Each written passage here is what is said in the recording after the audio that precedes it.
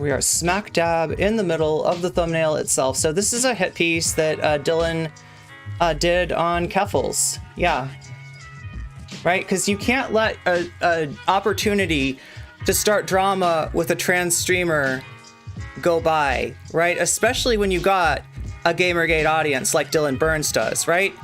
Basically, anybody who gives a fuck about marginalized people has left that audience, right? And if you're still in that audience, I gotta question you at this point. I gotta question your commitment to trans people.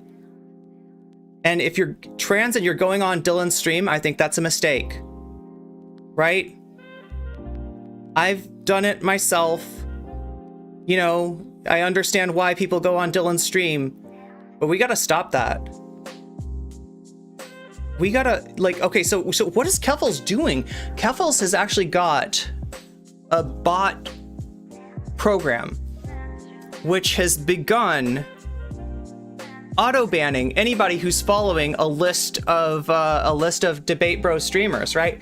Who are these streamers, right? Because it's not a huge list, really. It's a pretty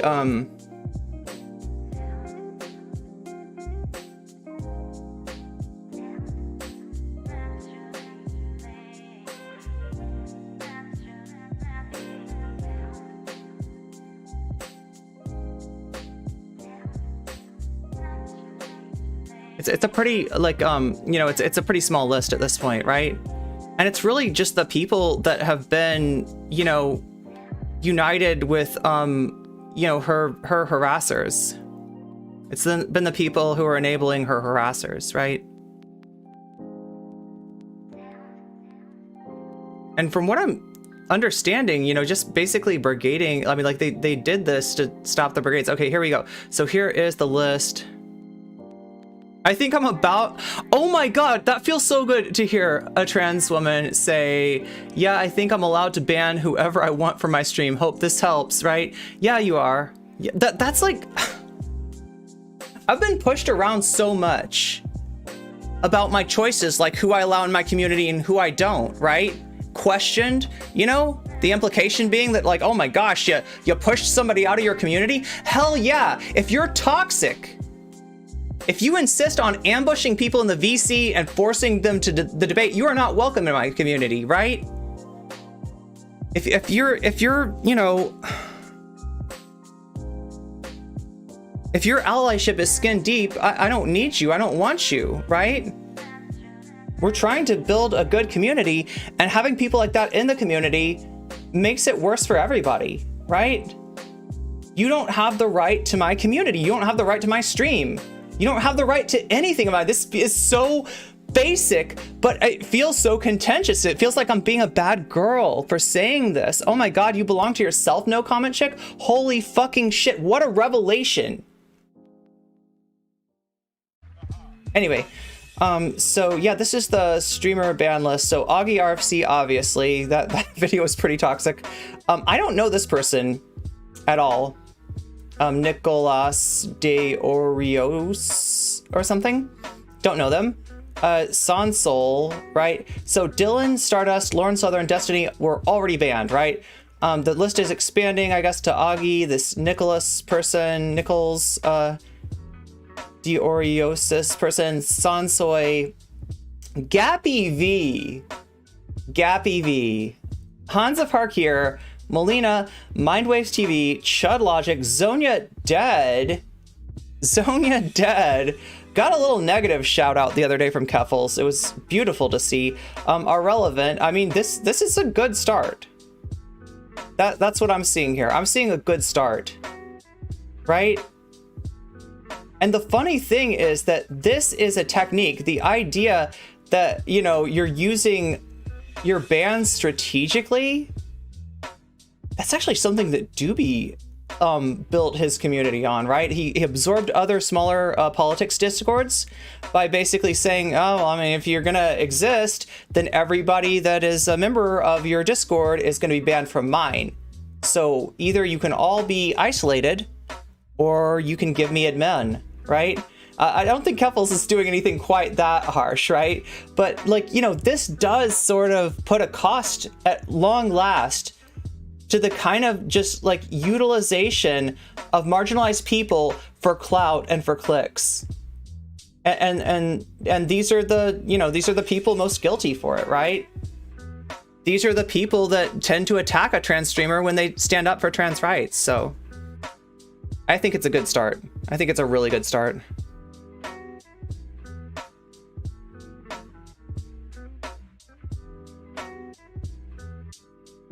Wait, okay, wait. Oh, this is the, that's the reply. Okay. So this person's mad at Keffals. Do you think if you have, oh my God, they're like, you're too strong, Keffals. Keffals, listen, I gotta talk to you, okay, Keffals? All right, here's the deal. You're too strong.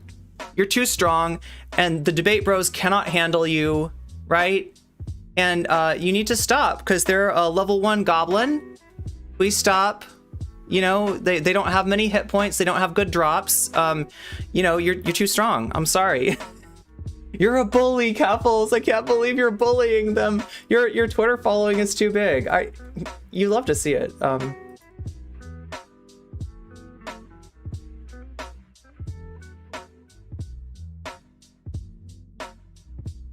Do care, did I love this actually. I love this. Do care, did ask. W plus awesome. Plus love ya.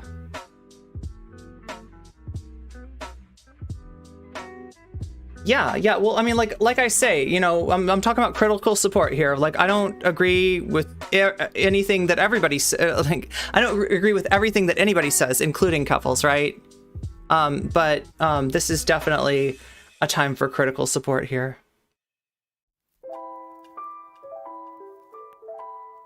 Oh my God. So we can move over to this one.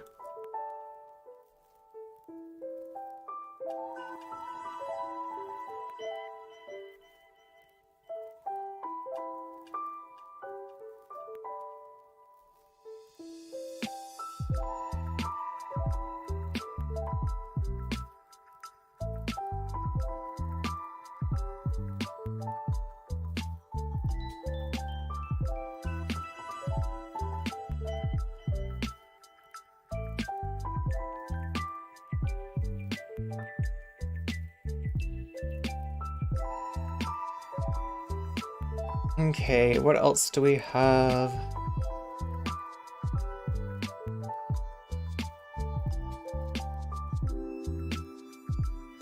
Oh, right. Okay, so I guess she retweeted that one, right? Because somebody was trying to own her with that, and she was just like, yeah, sounds based. Is that the one that...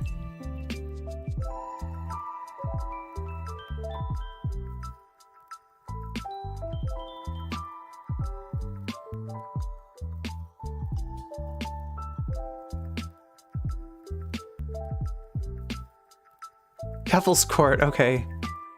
That's the Keffals Court. So they so what they did is like I said, everybody that's everybody that is following those streamers, right, is getting banned from Keffals stream. Now that doesn't mean that's the end, right? You know, if you wanna like write a submission of why you should be reinstated, you can do that. And apparently the chat votes on it, right? So that's the chat.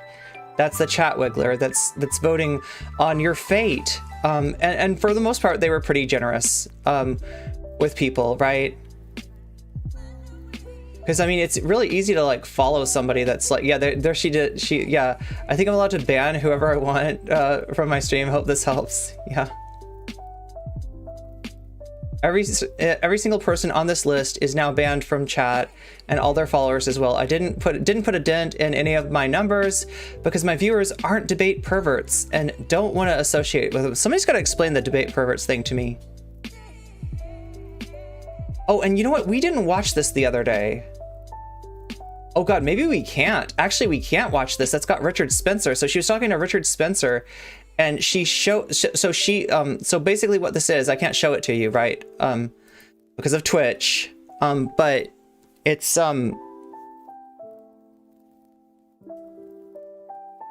Stardust was like honk posting, right?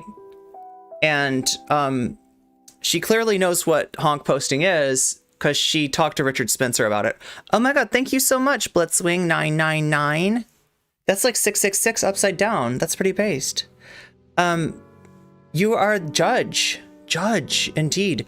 Oh God, I feel like I want to put like my other color source on just so you can read chat a little bit better.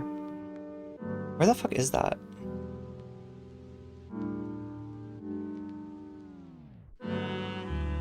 That's the chat itself.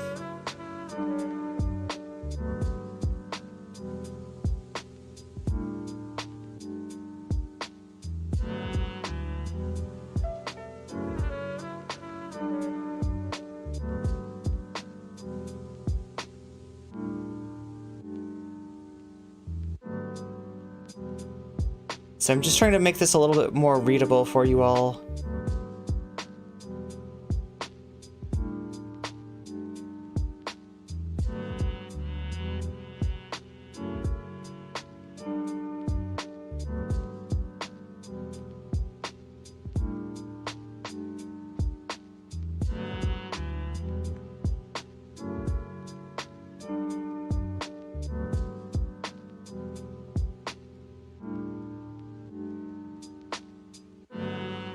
Oh my god, I like really don't want to have to like, okay, wait, maybe I'll just like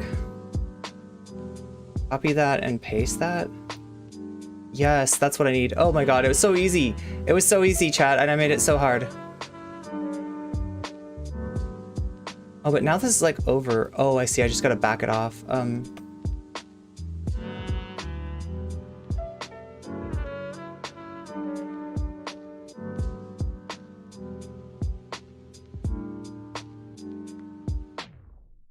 Yeah, there we go.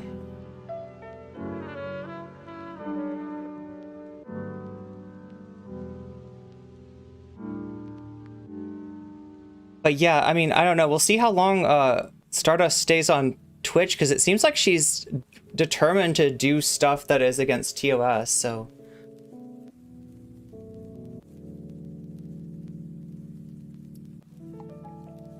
Okay, a lot of shit posts here. Okay, so like this is the basis of it, I think. Okay, so here's this. I backed out of a debate show I was invited to by Dylan Burns because he invited someone who is close friends with a neo-Nazi who took part in the harassment campaign, that including doxing my mother. His response is calling me toxic, delusional, and doing call-out videos. Well, that's what he loves to do, right? He loves to do videos talking about the bad trans person that's unjustly attacking him. Oh my god, I can't believe that. I just got her pronouns wrong, but I called her they, them. That should be enough for her, shouldn't it? Right? Acting like the whole thing with Rob Noor was just about him misgendering me, right? The problem with him misgendering me, right? And I don't know if we need to look at that again, right? But he didn't just misgender me. He misgendered me and then he doubled down. Like, and you never do that. Look, if you get in a situation and you misgender somebody, I don't actually judge you for that, right? I end up in that situation, right? But what I don't do is argue with the person about their pronouns. Dylan literally argued that they, them should be good enough for me. Fuck you, Dylan. You think you're a trans advocate? You don't give a fuck about us. You subjected me to a year of fucking harassment and torture. You used your platform against me. You fucking gamergated me. And I will never forgive you for that, okay? And the trans community should never forgive you. You want to fucking run for office? I hope it's in a red state, Dylan. I hope it's in a red state. Because like I was watching that chat, and they were not thrilled with the idea of Dylan running for office. Like, right, let me just say, right? They were not super thrilled with that.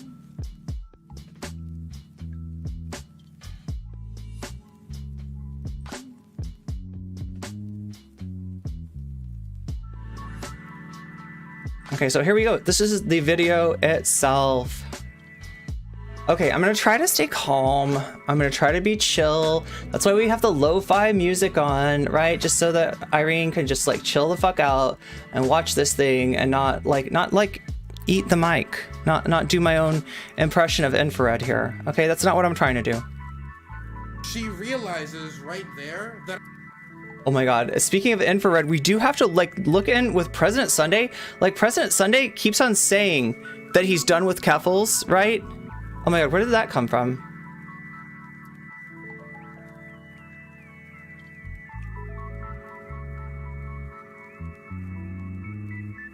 President Sunday keeps on saying that he's like done with Keffals, right? He's not going to cover the Keffals stuff anymore. And then he makes another video. I have no idea what's going on there.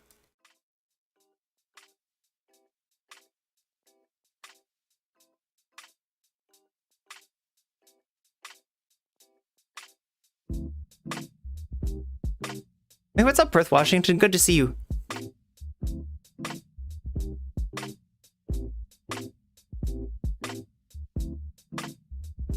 Oh my god, wait, what's going on here? Oh, because he's looking at Twitter. Okay, I got it. I think we gotta shrink this down too.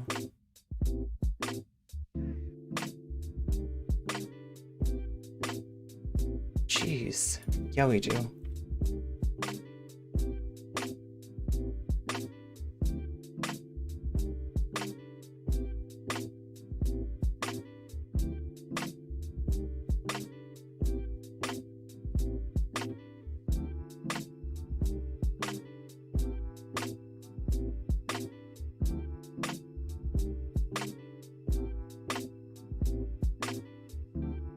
Is that right? Have I got it? Oh, that's like Twitch. Okay, I get it. I see what I'm looking at now. This is why I hate watching videos on Twitch, is that like this kind of layout is sort of forced on you. It's so ugly. I don't know. I'm not, I mean, like, I don't know. Like, I got my start on Twitch, so I don't want to hate on it too much, but I'm not talking about Stardust. I'm talking about Flamenco. That he's not on my show. It has literally nothing to do with me. And then she realizes it, cuts herself off, and I think what I'm gonna say. Wait, is that? Realized. Oh, he's trying to do the thing where he gives us like a cut from the deeper in the video to like entice us to watch the whole thing. But I mean, here's the issue, right? She doesn't want to be on, not just with Flamenco, but with the people enabling Flamenco, with the people increasing Flamenco's reach, with the people bringing Flamenco's people onto Twitch, right? That's what Stardust is doing. That's the big FU that Stardust is giving the trans community by bringing transphobes on. That is the big FU that Stardust is giving, you know, people by bringing right-wing extremists on. It's like their audiences come check it out. Maybe they hang around, maybe they go fucking, you know, raid somebody or something like that, right? You know, it's like, just, we don't fucking need that, right? And she doesn't care. It's just clicks for her. It's just engagement. It's just drama. She has such a superficial understanding of the attention economy. Yes, the attention economy does prioritize things that engender an emotional response, but no, anger is not the only emotional response that you can use. And with, you know, with these people, you'd think it was. That's all they know how to do. That is the most simple. That is the most simple kind of content creation. That is the most simple appeal. The appeal to outrage, the appeal to anger. We're doing it a little bit here today, folks, but I like to think I'm a little bit more multi-dimensional than this, right? But with them, that's all they gotta do is like, okay, what is the person that's gonna piss the most people off? Richard Spencer? Let's book him. Is right there that I'm not talking about Stardust. I'm talking about Flamenco. That he's not on my show. It has literally nothing to do with me. Meow. And then she realizes it, cuts herself off, and I think what I'm gonna say is pretty much what other people have said here. I think engaging. I'm like with, standing in front of people Keffals. outside of your politics, engaging with people who have different strategies, engaging with people on platforms. Wait, that's not outside of her. Politics, and like I'm not talking about. Oh, that's Stardust. She's listening to Stardust. Oh, shut up, you fucking bitch. and then she calls Stardust a bitch. Oh my god. Oh my god. Oh, there we go. Fucking trans girl owned, right, Dylan? Right, Dylan? No, dude, that's the end. Like, look at Many this. of you might be aware. Look at this jackass and his respectability politics. He really thinks that's it. Dude, fucking got her. Did she call somebody a bitch? Oh my god, you're talking about Stardust, Dylan. I think that Stardust has called some people some things that are a little bit worse than bitch. What are you even talking about? This doesn't even make sense from like a respectability politics, from a tone policing perspective, that you're policing the wrong tone. I don't even understand, Dylan. What's even going on here, right? This is kind of ridiculous. Really? She called Stardust a bitch. Holy shit. Stop the presses. Nobody's ever done anything that extreme. We gotta talk about this problematic creator called Keffals, right? We gotta talk about this. She called Stardust a bitch. How, oh my God. How could you ever call Stardust a bitch for literally bringing Nazis onto the platform? That last Friday, I hosted a hippy dippy roundtable. I do it every Friday. It's been my staple. Wait. Whoa. What are people saying? He made a Google Docs? Oh, that's what we're looking at. Yeah. Sorry. Wow. Yeah. Yeah, they love to do that shit. They love to make a manifesto. They love to make a Google Doc. They love to share things in DMs and make a streamer who disagreed with them out to be a problematic streamer. Oh, well, you just can't possibly platform nocommentchick, right? People have gotten those DMs lately, and they've been getting a little bit sick of it. People, I don't know if you know this, but people want to platform who they want, and if there's not a good reason to not have somebody on, i.e. they're fucking hanging out with Nazis, then maybe you should shut the fuck up, Karen, and get back in your lane. And in those 2 years, I have I know, my best naughty to run a language. program Seriously. that is Seriously. fair about what it is. What's going on It here? states very clearly what I can't believe it is. people are getting called It's open bitch. with all participants about I'm what scared. The program is, even as the program has changed over time. Oh my and God. morphed with new rules being So wait, added. what is this supposed to be, like a mission statement or something? Okay, so he's trying to write it. No, this is funny. This is funny. This guy got by on a bastardized timeline. On a bastardized timeline from Zonia Dead. Portraying me and my mods as if we were in cahoots to set Dylan up to fail on WrestleBrania. Do you know who made Dylan fail on WrestleBrania? That jackass right up there. He did it. He didn't take it seriously. He didn't take me seriously, and he got his nose planted in the dirt where it fucking belongs, okay? He ended up exactly where he belongs with how much he doesn't care about the issues. He thinks he can just skate right by and it's not gonna matter, right? He thinks that he can just use his massive megaphone, and yeah, maybe that works with me. Dylan, but you got caught up now. You got caught up.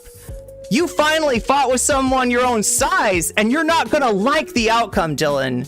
You're not gonna like the outcome. And my advice to you is stay down.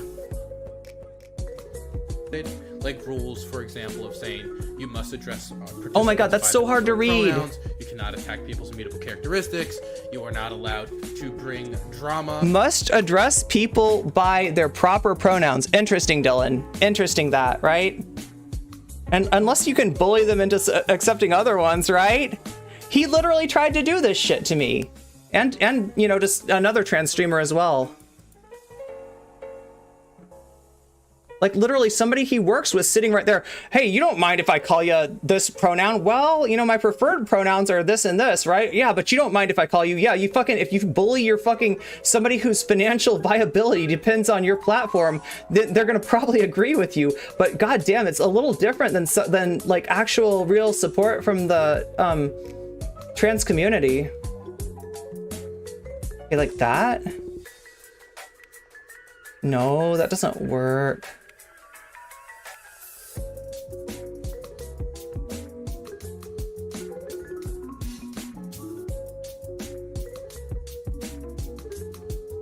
Oh my God.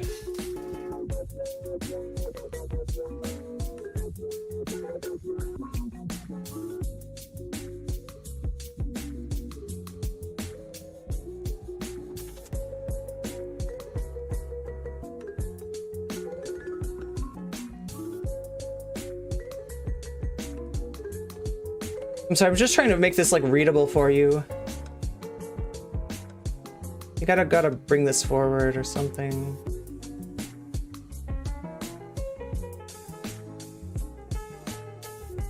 What the fuck even is this? I can't see it.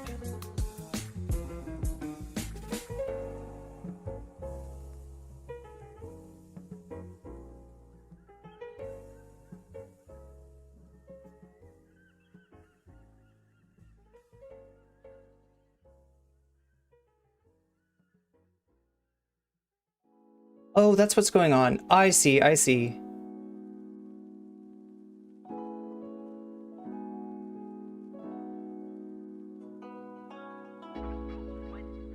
Okay, let's try this one more time. I'm so sorry. There we go. Unrelated drama onto the topic. All these rules have been implemented. I have tried to be very open about what my show is. And like I said, I don't have like a zero tolerance. That's what he did, is like, you know, at first he tried to portray me as if I was like, okay, that's it. You got a pronoun wrong. Off to the gulag with you, Dylan. I'm very forgiving of that. I'm very understanding of that. Listen, when somebody misgenders me, it's an awkward moment because it doesn't happen that much, okay? And I hate it. And I don't want to stay in that moment. I don't relish that moment. I don't like that moment. I do not, for sure, I do not want to use that moment to, like, you know, shit on somebody. Like, I'm not trying to rub your nose in it, but I gotta have you at least understand that my pronouns are my pronouns and they're not negotiable. You tried to negotiate me into accepting they, them pronouns, Dylan. That's fucked up. That's fucked up, and you got away with it. And Dylan, you're not getting away with it anymore. People are onto your shit. People are onto your shit. Not only do people no longer think that your shit don't stink, Dylan, people are recognizing the particular stench that you produce. You are known for this, Dylan. Outside of the debate circle, you are known as a charlatan. You are known as a drama baiter. You're known as a liar. You got caught lying, Dylan, multiple times, and real people don't trust you. Only parasocials. Only pathetic parasocials. And what you would expect walking into it. And not trying to surprise anybody or drag them into something that they didn't want or signed up for, right? I think this is important. I think this is important for a few reasons. I think it's important because you can burn a lot of bridges that way. I think it's important because I don't think it's good practice to lie, and that can ruin your reputation. Yeah, well, I mean, tell us about it, Dylan. It can ruin your reputation when you get caught lying. Dude, yeah, you know all about that. And then other people won't trust you. I think it's good. I said it before, I'll say it again. No crown, no king. Good, because you can give a lot of communities a bad impression of your show, and then people... Does Garfield need to realize that, like, the picture of Garfield is Garfield? I think we got an issue of Garfield not recognizing Garfield. Garfield, that's you. People won't come back. You're talking about yourself. You're talking about yourself here, Dylan. For your show, because no self-awareness whatsoever. They got a terrible impression of who you are and the type of show you produce. It also produces a worse product because if somebody... And tell us about that too. Hippy dippy, man. I watched a whole fucking panel and there was no talk of politics. It was all drama. It was completely worthless, and the drama wasn't even that good. And the personalities weren't even that interesting because most of them, like CTV, are just your friends. And honestly, Dylan, your friends are kind of talentless, just like you.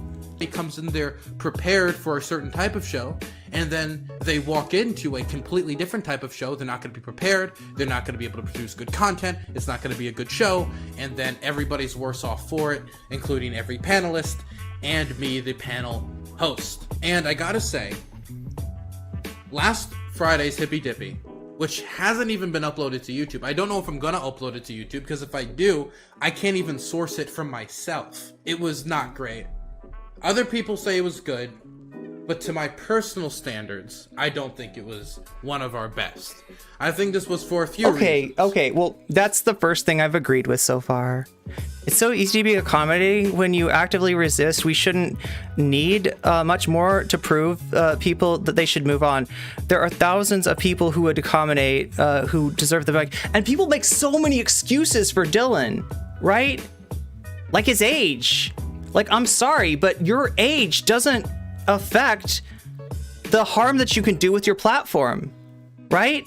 It's not like, okay, well, that was harm done by a, 19-year-old, by a 20-year-old, by a 22-year-old. That's not like somehow less bad than harm done by anybody else, right?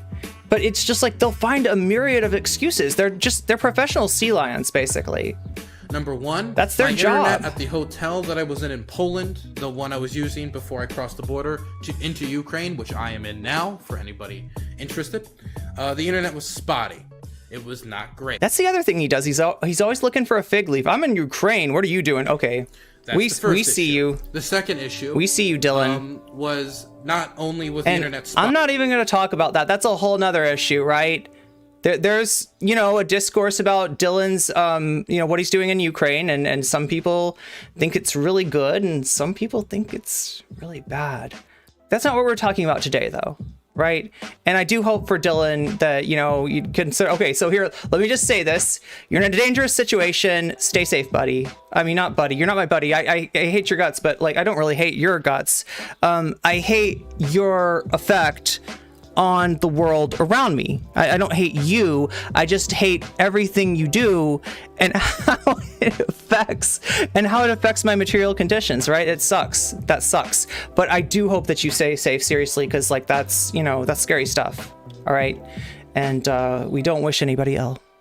So you guys couldn't watch it here, but it also meant that I kept disconnecting and reconnecting. So if anything was going wrong, I didn't know. If it was going well, I didn't know. When people were asking me questions, I couldn't really respond to it. And if I was trying to respond to it, my mic would be cut off midway through because I would get disconnected. It was a terrible experience for me the whole time round. And when the main person who knows the most about Hippy Dippy isn't... But so what you're saying is that you were in a position where you couldn't really do your stream responsibly, right? But you did it anyway because of the perverse incentives, because you'd make money from doing it. That's your problem, Dylan. You're acting like, you know, what could I possibly done? I don't know, maybe not done the Hippy Dippy for 1 week, right? On board, that's like, quite if your bad. excuse is Now, that you weren't prepared, that you were in an awkward situation, that things were kind of fucked up, right? Then, like, I don't know, like, you know, you don't have to stream every week. there was another factor involved. And the last thing I want to hear about is fucking money in that context. Oh, but no, go fuck yourself, dude. Go fuck yourself, okay? You could buy my net worth. Oh God, I don't even want to think that it's negative net worth, but, like, I don't know, dude, like, you've got so much more money than me. Shut the fuck up about that shit. I don't want to hear your sob stories. I don't want to hear your excuses. I'm done with it. And I'm done with you, Dylan. And the rest of the trans community, I think, is too. We have seen what you've done with your platform for trans people, and it hasn't been good. And I would say that if you're seriously considering running for office as a Democrat, that's a big if, given the trajectory of your political career, you know, right? But that, you know, I'm just shitting there. Like, you know, you're going to run as a Democrat, right? You might want to apologize to trans people. Not necessarily to me. I don't think the public gives a fuck about me. Maybe not even Keffals, but, like, to trans people at large, you owe us an apology. You know, if you're serious about changing who you are, what you do, what you're about, then fucking say it. Say it with your chest, you coward. Fucking apologize. You harmed me. You harmed my community. You put me through so much harassment. You can't even imagine. You sicked the most demented person I have ever met. The scariest fucking straight out of Azkaban kind of person that I have ever encountered. This fucking nightmare monster social predator Zonia Duwat. All the people that have suffered at her hands, all the people that she has attacked, Dylan, she wouldn't have done it without you. That's what you did with your platform. That's what you did with your clout. This is what you're enabling. You're doing harm to the trans community. You want trans people who will support you no matter what. So you find pick me fucking Zonia, the darling of the alt-right, somebody who hangs out with Mr. Girl, is apparently friends with Mr. Girl, right? Somebody who donates to Lauren Southern. That is the trans person that you lift up. Fuck you, Dylan. Fuck your platform, and fuck your fucking incompetent lack of knowledge about anything that you're fucking talking about. So we had a new moderator, right? And so I don't think that made the experience any worse. I think it was actually extremely convenient given how my internet was cutting out. But it also... Can we say Vosh was a better moderator? ...meant that it was a different environment that I'm not used to than usual because it was run differently than I'm used to. I did send Vosh all of the rules. I was very specific about the rules. A 2-hour video defending Mr. Girl. Well, attacking Ico rules too, right? There was also the problem of I don't think all of the issues were discussed as they should be. I think that sometimes people would go off on tangents and we didn't get to talk about the first issue in depth because it went off on a tangent on it. Yeah, that's why I wonder if this Mr. Girl thing has got some, like, cult-like aspect to it, because both Zonia and Stardust, like, have made impassioned pleas for understanding. They're not just saying, oh my god, thank you, Jim G. Thank you for sponsoring me. That means a lot to me, meow. They're not just, you know, they're making like passion pleas for Mr. Girl, like he was bringing something really good to the platform. Like the way that they talk about Mr. Girl is like that this is the best thing I've seen in a long time, and it's got to exist. You got to make sure that it keeps existing. This is so good. And what is Mr. Girl doing? Normalizing Pedialyte and related, you know, stuff, right? Bringing like hard right viewpoints, such as the idea that trans people have a magic power to transel you, and that we just use it too much. We're out of control. Trans people are out of control, and we got to do something about these out of control trans people, right? It was so bad that even Zonia couldn't fully get on board, although she was kissing his ass through the whole thing. So I wonder how seriously you can take that, right? Drama, I guess, that I was involved in. How's the volume? Can you hear? Are the levels okay? So I wasn't very happy with last week's show, and that's okay. You know, we don't produce bangers every week. Producing a roundtable every week is going to be difficult. Definitely when we're constantly trying to do new things. Me not being the host of a show is certainly a new thing. Me trying to participate in the show is a new thing. Us being down a guest and not having the traditional right-left balance that we had on that edition of the show was a new thing. We also had on we're talking about guests that we hadn't had on before. And so doing all these what we're talking about is, you know, time and also having things go wrong, things are going to naturally happen that way. And so what we're talking about is solidarity, right? You know, like, yeah, trans people are going to have different points of view, but when we've got trans people that are throwing other trans people under the bus and using us and trying to weaken us and trying to help these guys smack us down every time one of us stands up, that's not helpful to the community at all, okay? And this is starting to get some attention. Like Keffals, like Zonia's probably the smallest creator. Like I wouldn't even call, like, yeah, I was trying to explain this to somebody the other day. Like they were like, well, maybe it was Zonia's fans. And it's like, well, Zonia doesn't have fans. Zonia has people who get rated into her, right? That watch her until they find something else to click on, right? If you've ever watched Zonia, it's not a very appealing stream. It's not a stream that you can really stay on. It just doesn't have anything to offer. She doesn't have anything to offer. She doesn't have the ability to be a streamer apart from grabbing clout from wherever she can. And right now she's like pretty much limited to Stardust, right? I think she's burnt all her other bridges, right? I don't know, maybe GGG or something, but yeah, she's kind of cordoned off at this point. She's kind of the most isolated she's been. And that's because so many people have recognized her as what she is, which is a social predator. A, you know, incredibly disingenuous, dishonest, and cruel person. And, you know, willing to throw her own community under the bus to get what she never could otherwise, which is, you know, at least for as long as the raid stays, an audience, right? When it comes to that, you know, you live and you learn. I could have never known without trying, and I'm happy that I tried, even if it didn't go well. Maybe it could have gone a little differently if we didn't have as many technical issues, but that's not mainly what people remember from that show. It isn't.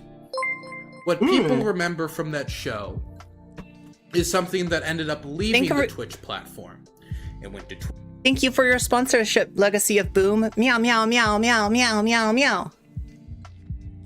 Twitter, and went into people's DMs, and it went off the platform. And it went off into different communities. It affected my community, it affected Stardust's community, other bunch of people. Oh, wait. And that was... Wait, I can't tell. Keffals. Wait, are these gift subs or something? Maybe why is it not showing me that? I'm sorry if I misattributed any of the Keffals, subs. For those of you who do not know, Keffals is most okay. It was Buffy. It was Buffy. Thank you, Buffy. For being the person. Gifties. Oh my God! Thank you. that they say under somebody's post, I'm going to ratio you, and then they do it. Yeah, and just so you know, chat, we set up the memberships a long time ago, and oh my god, 5 gifted subs. That's really sweet of you. We set up the memberships a long time ago. There are different levels, and we do, you know, have different things at those. Unfortunately, we kind of like don't have enough people at the higher levels to do like the things like the streams just for subs, or, you know, but like, you know, the more people we get, the more realistically, you know, we can do that. And I want to make sure I'm giving you your money's worth for supporting me, because that means a lot to me. And there's a lot of content that I'd like to do that maybe wouldn't be as appreciated by a general audience that you all might really enjoy. So yeah, we're looking into, we were talking about doing a day talking about like how media works and different theories of media, including the Marxist theory. Most known for. But many of yeah, you it's don't the kind know, of stuff and I that doesn't do never well announced this publicly, algorithmically, because we do but not that might announce be when we invite people onto the show. still interesting to a lot of you. We invited her to be on the show. I don't know. This past Friday, we invited her on. We invited her on May 11th, 2 days before the show was set to air. And okay, so this is what Danabo was explaining to me. Like that, and like I know this as a panel host, that you send your invites out, you know, maybe a week or two ahead of time. May 11th, yeah, that's like a week or two, you know, like a little bit more than a week ahead of time, right? You send them out, you know, ahead of time, and you know, people start to answer and say yes, and as they do, you start to put a panel together, and then you start to check with the other people. Are you okay with Kevin Logan? Are you okay with Stardust? Are you okay with nocommentchick? Are you okay with Demon Mama? Whatever, right? Just to check, you know, to make sure you don't not having anybody that butts heads. And that's a big deal, right? You're never supposed to bring somebody on with somebody that they're like uncomfortable with. And so that's why generally there's that like kind of check of like, you know, are you okay with this? Like, we don't want you to back out at the last minute. So here's who's on the program. So I don't think Keffals had done one of these before. And to Keffals, it probably read like come on the show, you know, on the 11th, unless you say no, you know, you're booked. I don't know. Like, it's if you're not used to doing these panel things, you might not know how they work. So I think that what happened is that maybe she didn't know that she needed to confirm. But then when she was about to go on the show, yeah, like slightly before the show went on, she noticed that, yes, Stardust and Sansol were there.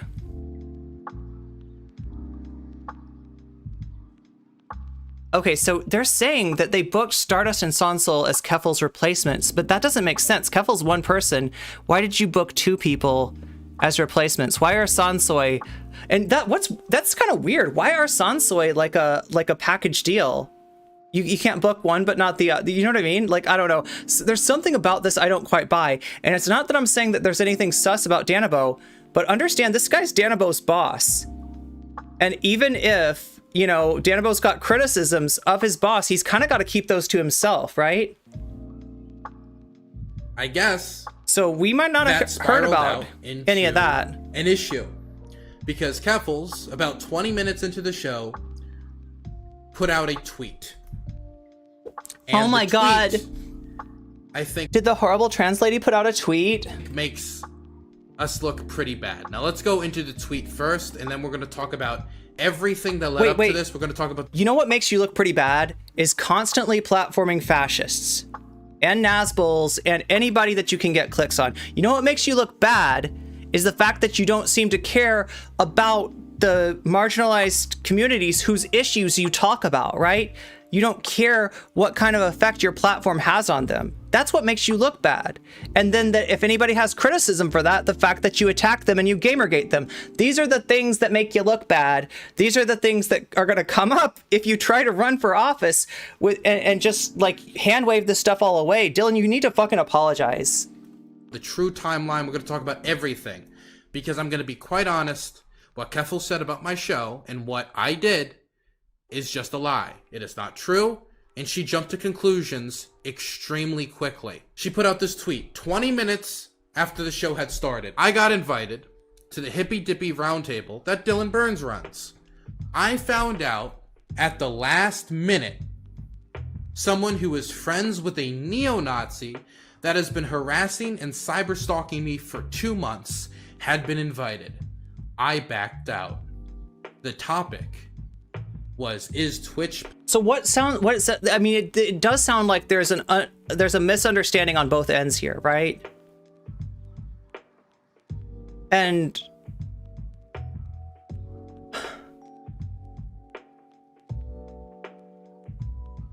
the fact that this video got made, though, that really takes it to a new level. So you're complaining about the size of Keffals' platform. You're complaining about what her blocking certain people and their followers could do to their numbers, right? You're saying she's too big, she's too strong, she's bullying you, right? Then why did you make this video? This is all a big misunderstanding, right? I don't know. The thing is that, like, I think Keffals, after seeing this, like, she's kind of got pilled about the debate bros. She started to see what they're about, what they're doing, how much of what they're doing is just like squeezing as much drama out of a situation as they possibly can, trying to engineer the situations like this where they can go like, oh my gosh, you know, it's a really, you know, some drama here, right? That was literally all that panel was like useless drama. Dylan complaining about Keffals, that Keffals didn't respond, but apparently he also didn't reach out to say, hey, we're putting someone else in your place. Politics toxic. Huh. Yeah, and the other thing is, like, assuming that somebody that's not in the debate space is going to know all the ins and outs of how an invitation works, right? Keffals hasn't, to my knowledge, been on, you know, if it was anything, maybe Red Planet or something, but I don't think Keffals has really been on a panel per se. You can't expect somebody to know what they obviously don't know. You know what I mean? Like, if I asked somebody, like, if I was, I don't know, I'm trying to think of a kickboxing example. Now, I'm gonna tell you something, guys. At the point of this tweet, I had not spoken one word to Keffals whatsoever. Me and her had not communicated at all. I think there was literally one word said to me by DebateBro that she was invited on. And this was 20 minutes into when the show starts. The show starts at 8 p.m. and this is posted at 3:20 a.m. To be specific, the reason did she use the evil dark magic of Twitter I was in Poland at the time, to transl?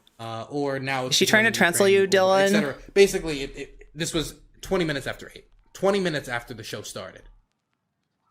She didn't reach out to me. She didn't DM me or ask me about any of this. No, this is what she tweeted out. So let's talk about what led to this tweet being posted.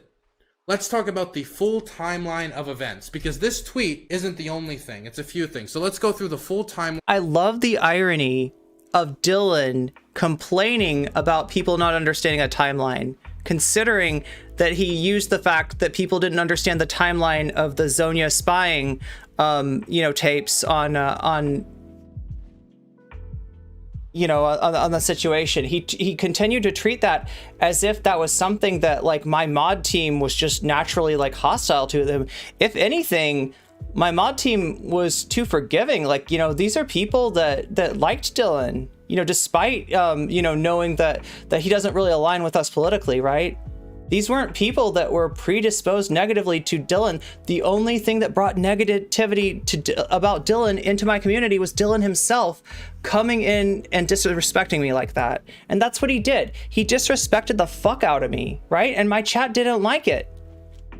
From start to finish, so we can talk about exactly what happened. So, DebateBro is my booker. This is the person who communicates with everybody that... I mean, not for long. We're going to steal your oomphy, Dylan. I hate to tell you, but we're working on stealing your oomphy away. Basically goes on all my of your show. oomfies. In a few select instances, that will not be the case. This will be because maybe a person is very high profile and we want to I want to reach out directly to handle it or something like that. But for the vast majority of cases, DebateBro is my scheduler for my show, right? So here is the rough timeline, and this is the official timeline. Okay, I've checked all of this information. Everything here is 100% accurate, and you're gonna need this for what we're gonna get into, because there's some things in this that specifically contradict what the narrative Keffals tried to paint about my program. Rough timeline of Hippy Dippy booking, Friday 13th May. On the 2nd of May, original guests included how many oomfies do you think he has? Rhizome and IRI, invited to discuss the recent "Is Twitch politics holding us back?" topic. 3rd of May, Roe v. Wade leaks, so the panel is pushed to the 6th to the 13th. I thought the Roe v. Wade leak was so important that we had to push this show back and host it on a different week. May 10th, Vosh agrees to moderate, so Dylan can participate. Invite sent to Demon Mama, Mike from PA, and Hassan. On May 11th, 2 days before the show, an invite is sent to Keffals. Now, there's an integral point I want to say here. At this point, we sent Keffals a list of the people who had already accepted. That included Irene. Dylan, you just said integral. Like, what happened to going to college, right? Weren't you in classes? Like, I don't know, dude. I don't know.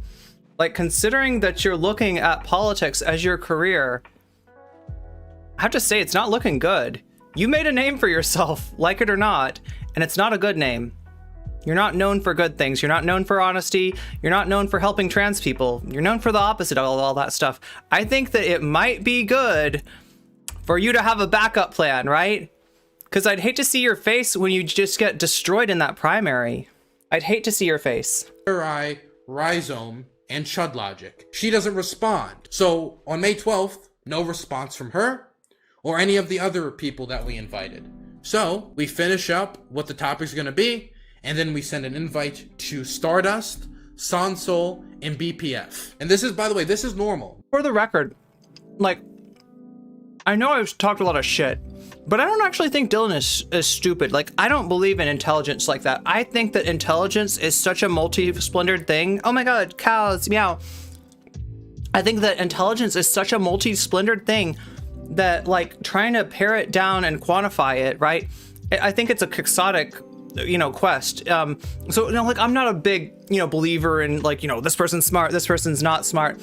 But I mean, in terms of, like, whatever, politics and stuff like that, I don't think that you're incapable of understanding or handling it. I just don't think you have a lot of motivation to actually do that work, to do, like, a good job of it, to do it intentionally. You're just bringing something out there, putting yourself out there, developing a parasocial following in a lot of ways because, for the Minnesota Mike effect, because you're like a white dude on the internet and shit just, shit's just easy like that, right?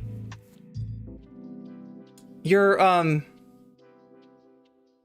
like, I mean, I think that it's just that, like, most people would want to go to college first and then, speak to these issues of like, global politics, geopolitics, right? This is how all panels are booked. Basically, and when you're, I don't know, dude. I don't know what to say. Anyway, I'm not gonna try to police you about the way that you pronounce words. It just shows that you kind of haven't done a lot of work in that respect, and that is what's gonna make you come off bad against someone like me. Is that they can see that I haven't and you haven't, right? And Dylan, that's not something you have to just put up with and deal with, like, right? I sound like I sound because I've pursued subjects that were interested to me and learned about them. And, like, I know that that's what started this whole blow up, is you got super sensitive, you freaked out, you weren't used to being made to look like a clown, and you did. And honestly, Dylan, the only reason you did is because you were such a dick to me. You were such an absolute asshole, like, right? Like, I show you directly where you're doing harm and you're like, seems okay to me. Like, that's not a fucking, you don't even engage with the fucking argument. You think you can just steamroll me, Dylan, and my audience wasn't buying it and you looked like a jackass. And what you did was jackassery. I don't know how else to fucking put it, but I don't think that you are, like, permanently, a jackass. I don't think that's the only thing that you can do. I just feel like guys like you don't have the motivation, you don't have the necessity to actually know what you're talking about. And that's why we got a bunch of fucking white cis guys on the internet talking all kinds of bullshit about things that they don't really understand. That's why we have the Minnesota Mike mediocrity. What you do when you book a panel is you send out invites to people, and if they don't accept an invite, we send another invite to somebody else to replace them. Imagine throwing away your future for debate. This is always how we do panels. And depending on who accepts and who does not accept, then we'll change. I survived. That's right, Ubafly. Invite. That's right. Because if we get 4 righties to accept then we're not going to invite any more right-wingers. We're only going to invite left-wingers. If this person has drama with this person, then we'll probably a lot of times reschedule so this person doesn't have to be on a show with this person, depending on the topic, of course, right? And that's the other thing, Dylan. You're talking about right-wingers and left-wingers. So, okay, what do Sun Soul and Stardust count as? What do you count? This is where we run into problems. Your idea of right-wingers and left-wingers is just like verifiably incorrect, right? You can't see past somebody obfuscating, right? You got Haas, right? What is his actual philosophy? Is it communism? No, it's Duganism, right? It is some scary ass Nazgul shit that Haas is into, okay? But Dylan doesn't know. He just thinks, oh, this is a commie. He's loud and he's obnoxious and this will be good for drama, and invites Haas on, right? He doesn't understand that, like, even though Sansoy and Stardust say they're left, they are part of this, like, artificial left cultivated by Twitch politics, cultivated by Doobie, Eris, and the rest of the official Twitch politics Discord, in order to supplant actual leftists, so that then when you have a panel, 2 of those spots for leftists are occupied for people that are friends with the right wing, that are working with the right wing. The right wing is their meal ticket. Hell, they fucking functionally are the right wing. And that is why I can't take your shit seriously. Is like, you know, even your balanced mashup is a lie.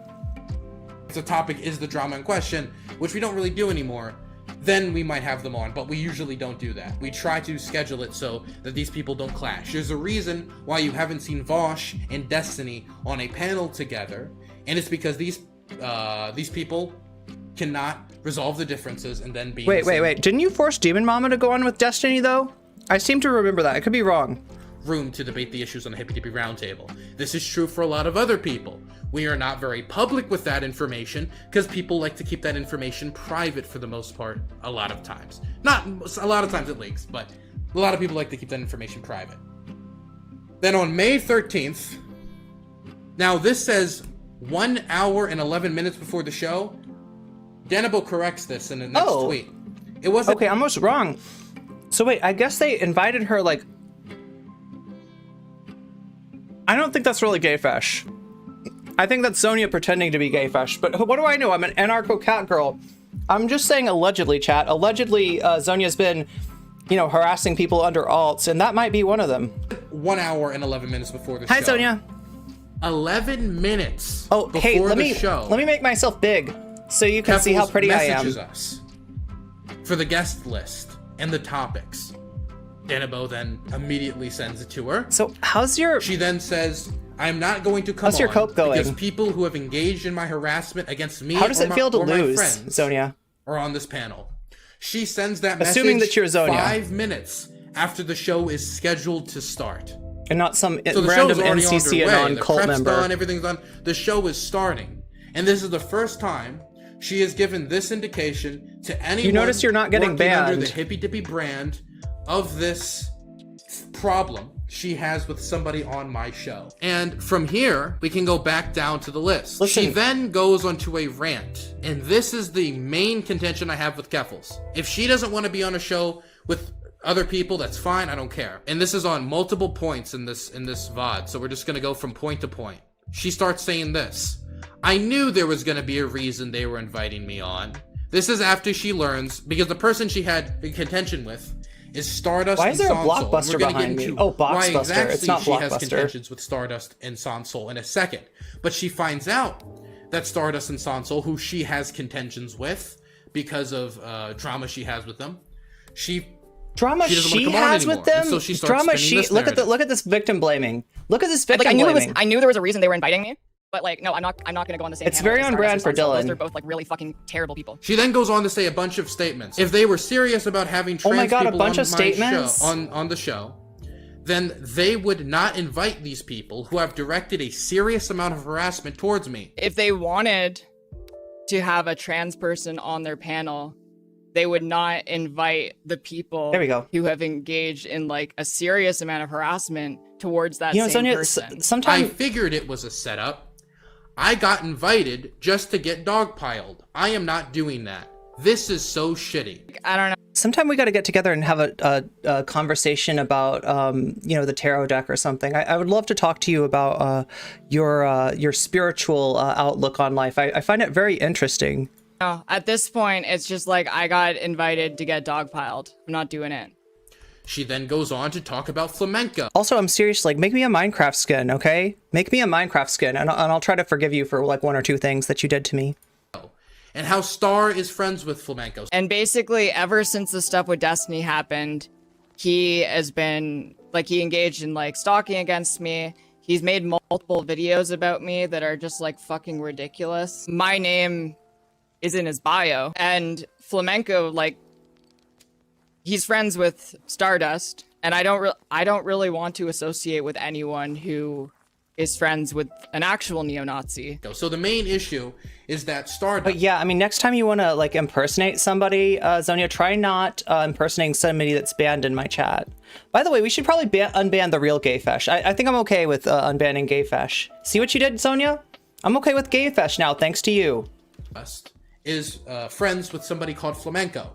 This is how you're isolating yourself. I know of Flamenco as this is how you're isolating yourself. And I mean that literally. He is a dog in a cup who used to host the kill stream, no longer does.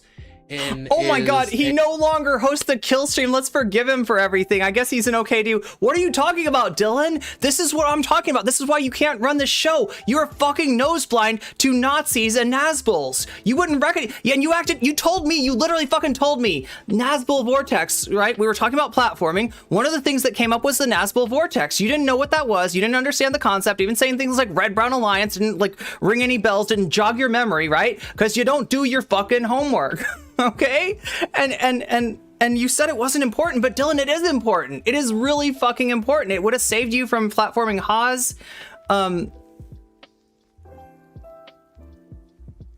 You're just so incurious, and you actually insulted Vosh. You almost pushed Vosh to my side. He wasn't exactly happy with, you know, what you said about him, but he decided that you were more useful to him than I was. So I think he describes himself as a paleo. I wonder how long that'll last. But as somebody who I think most people would classify easily as far right. Yeah. Okay, at least we got that. At least we got that. Okay, so he's just a paleo conservative, chat. There's no reason to call him the N word. There's no reason to call him the F word, you know, like the F and rhymes with crash word, right? You know, he's not any of those things. He's totally fine. Not a sussy bot at all. He only used to host the kill stream. He does not currently host the kill stream. So I guess he's okay to platform. Go. Would anybody distinctive... See, what you're doing right here is being a useful tool to the right wing, okay? Let me describe how. You're taking somebody who is a far right, alt-right, disingenuous farmer who tried to dox Xander Hall and his community, and you're like normalizing that. You're like, no, he's okay. He's not that. This is just a, you know, genuinely right-wing paleocon. You're fucking, hey, what's up, Chariot? No, wait, that might not be Chariot. Check on that. Is this really Chariot? Oh my god, Chariot, we've had some imposters, some sus imposters, okay? So I'm just doing my due diligence. Or whatever. Can I see the back of your credit card for the signature, Chariot? Anyway, a very far right person I'm sure the mods will take care of it. I thought so. I thought you were the fake Chariot. I thought you were the fake Chariot. Since I've had to research a dog in a cup. Sonia, stop. But again, to be completely blunt, there's no reason I should care. Let me state that allegedly again. Zonia, stop. I don't care. Flamenco was not the person invited onto my show. If he was the person invited onto my show, then I would be concerned about behavior. Then maybe you could ask me about behavior, about his behavior towards other people on the show and stuff like that. Right? And I'm getting this right out of the way. There she is. There she is, folks. Set up. This is the person that Keffals banned, allegedly. The problem here is that I book a show, a roundtable, where people with political disagreements that go on and they talk. And on that show, I invited Stardust. And Stardust is friends with somebody else. This far right person. And by Stardust being friends with that far right person, that then connects that far right person to my show in some manner. Therefore, I should not invite Stardust. Because that person has engaged in bad behavior towards Keffals. And so let me repeat that again. I am a host of the Roundtable, and I want to invite Stardust on. And Stardust is a friend with a far-right dog in a cup. And that far-right dog in a cup. This is like how aristocracy gets biased. People are like, but she's a VTuber. How bad can she be? Yeah, I don't know. Like, ask a Palestinian how bad what she says is, right? Because like I feel like a lot of people that it just like it goes right over our heads, right? We don't understand, what far-right Israeli politics sounds like, and you hear it coming out of aristocracy's mouth all the time.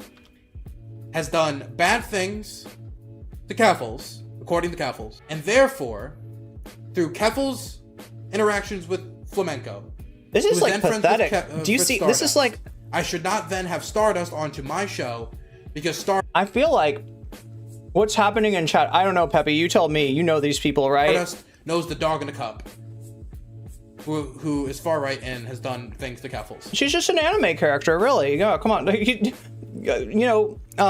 Flamenco's just an anime dog in a cup. I mean, how about there's a little tiny dog in a cup? That's incredibly cute.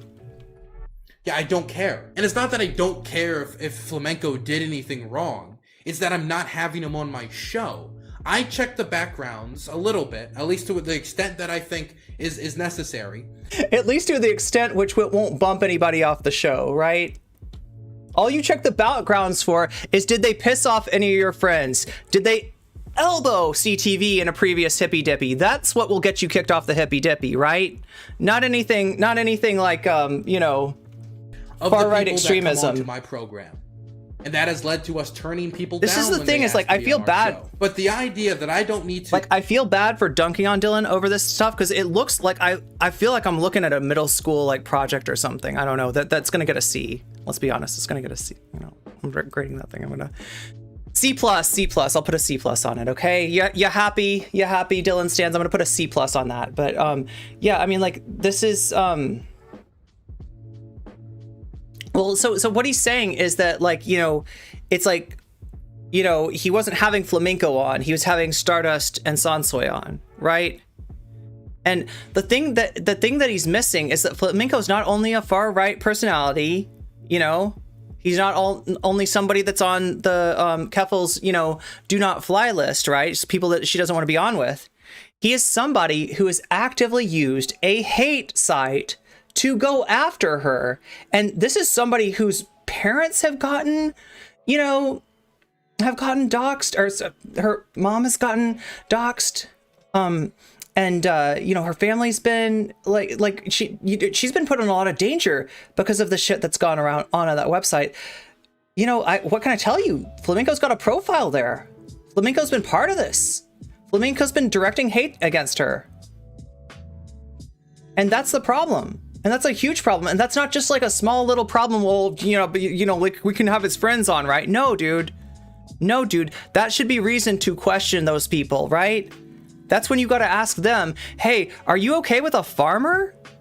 Are you going to have this guy on anymore? Are you going to maybe say something like, hey, I'm sorry, I made a mistake. I didn't realize this guy was like for real, like, part of this harassment site, but now I see it and I don't want to support that anymore. Please forgive me. That's the right answer. But like, these people don't understand how to do an apology. They can't conceive of it. Their brains are so washed up that those words come out of their mouth like call, like the word call out of Darby's mouth in part 3 of JoJo's Bizarre Adventure, right? They're like call, and they can't fucking say it. They give up the ghost. They can't say they're sorry. All they got to do is say they're sorry. That's the one thing that saves you here. You misgender somebody, it's really simple. I'm sorry. You go by she, her. I'll use those pronouns from now on. That's all we're fucking asking, right? And you people are just so incapable of it. You've learned all the wrong lessons from Vosh. And honestly, looking at Vosh, looking at his faulty tower, looking at his castles burning, is that really the model that you want to follow?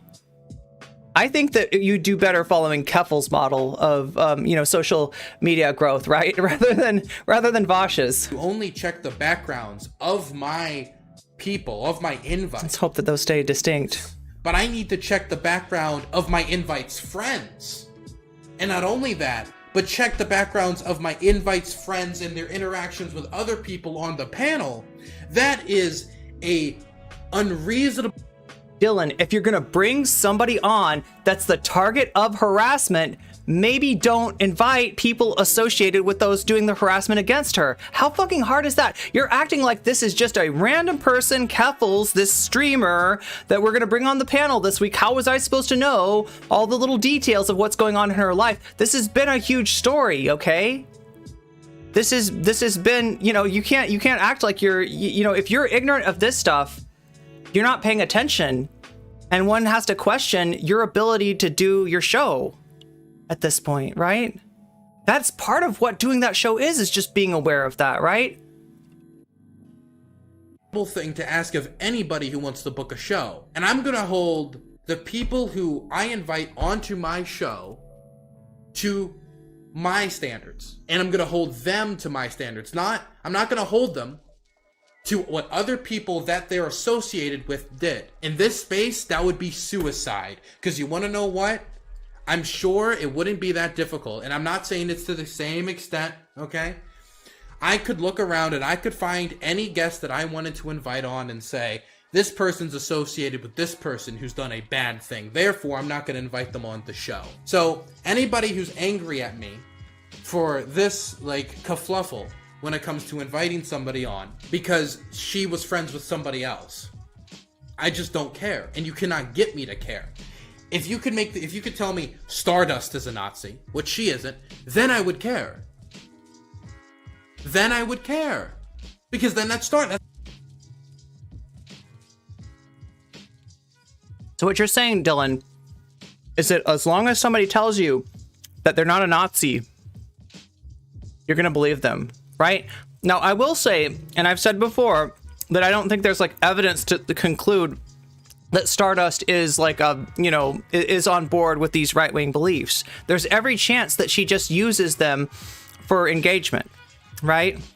There's every chance that she's just found a niche of being like she's kind of a shitty leftist that appeals to the right. I wouldn't, sorry, leftist, lefty, liberal, feminist. I mean, I don't know if she knows what she is, right? The truth of the matter is, like, she might really not know what she is, right? So I'm not saying that she is a Nazi, but Dylan, I am saying that you don't know that she's not. And people have pointed out her complicity with the far right. People have pointed out how useful she is to the far right, right? And you got to ask yourself at one point, what are we really looking at? Are we looking at what does Stardust believe in her heart of hearts, right? Or are we looking at the effect of Stardust's platform? I would argue that it's the effect of her platform. The effect of her platform benefits and caters to the far right. So in that sense, Dylan, like, you know, although like I'm uncomfortable, you know, applying words like that to her that I haven't, you know, seen proof for, I also can't say that she's not one. And there, you know, are people that, you know, say that she is, and they've got, you know, reasons to believe that, right? That's the person I'm inviting on. Could you imagine if I held this standard for politicians? If I wanted to invite a congressman onto my show, but that congressman said he was friends with another congressman who voted for the Iraq War that led to how many hundreds of thousands of people, then I couldn't invite anyone onto my show because every single one of those bastards has blood on their hands. Gee.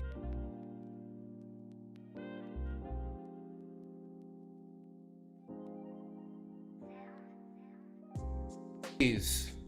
This is an insane standard to hold anybody to. And this is completely besides the point that Keffals only responded to us and asked to come on, as Danable's bringing up in chat, 11 minutes before the show.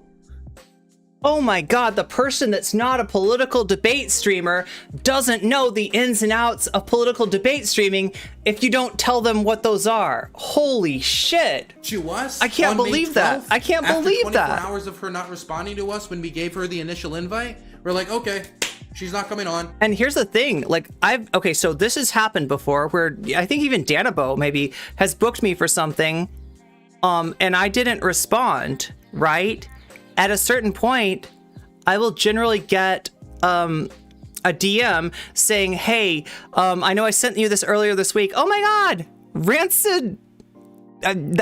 That's amazing. That's an amazing name, by the way. That should be an attack in persona. I don't know.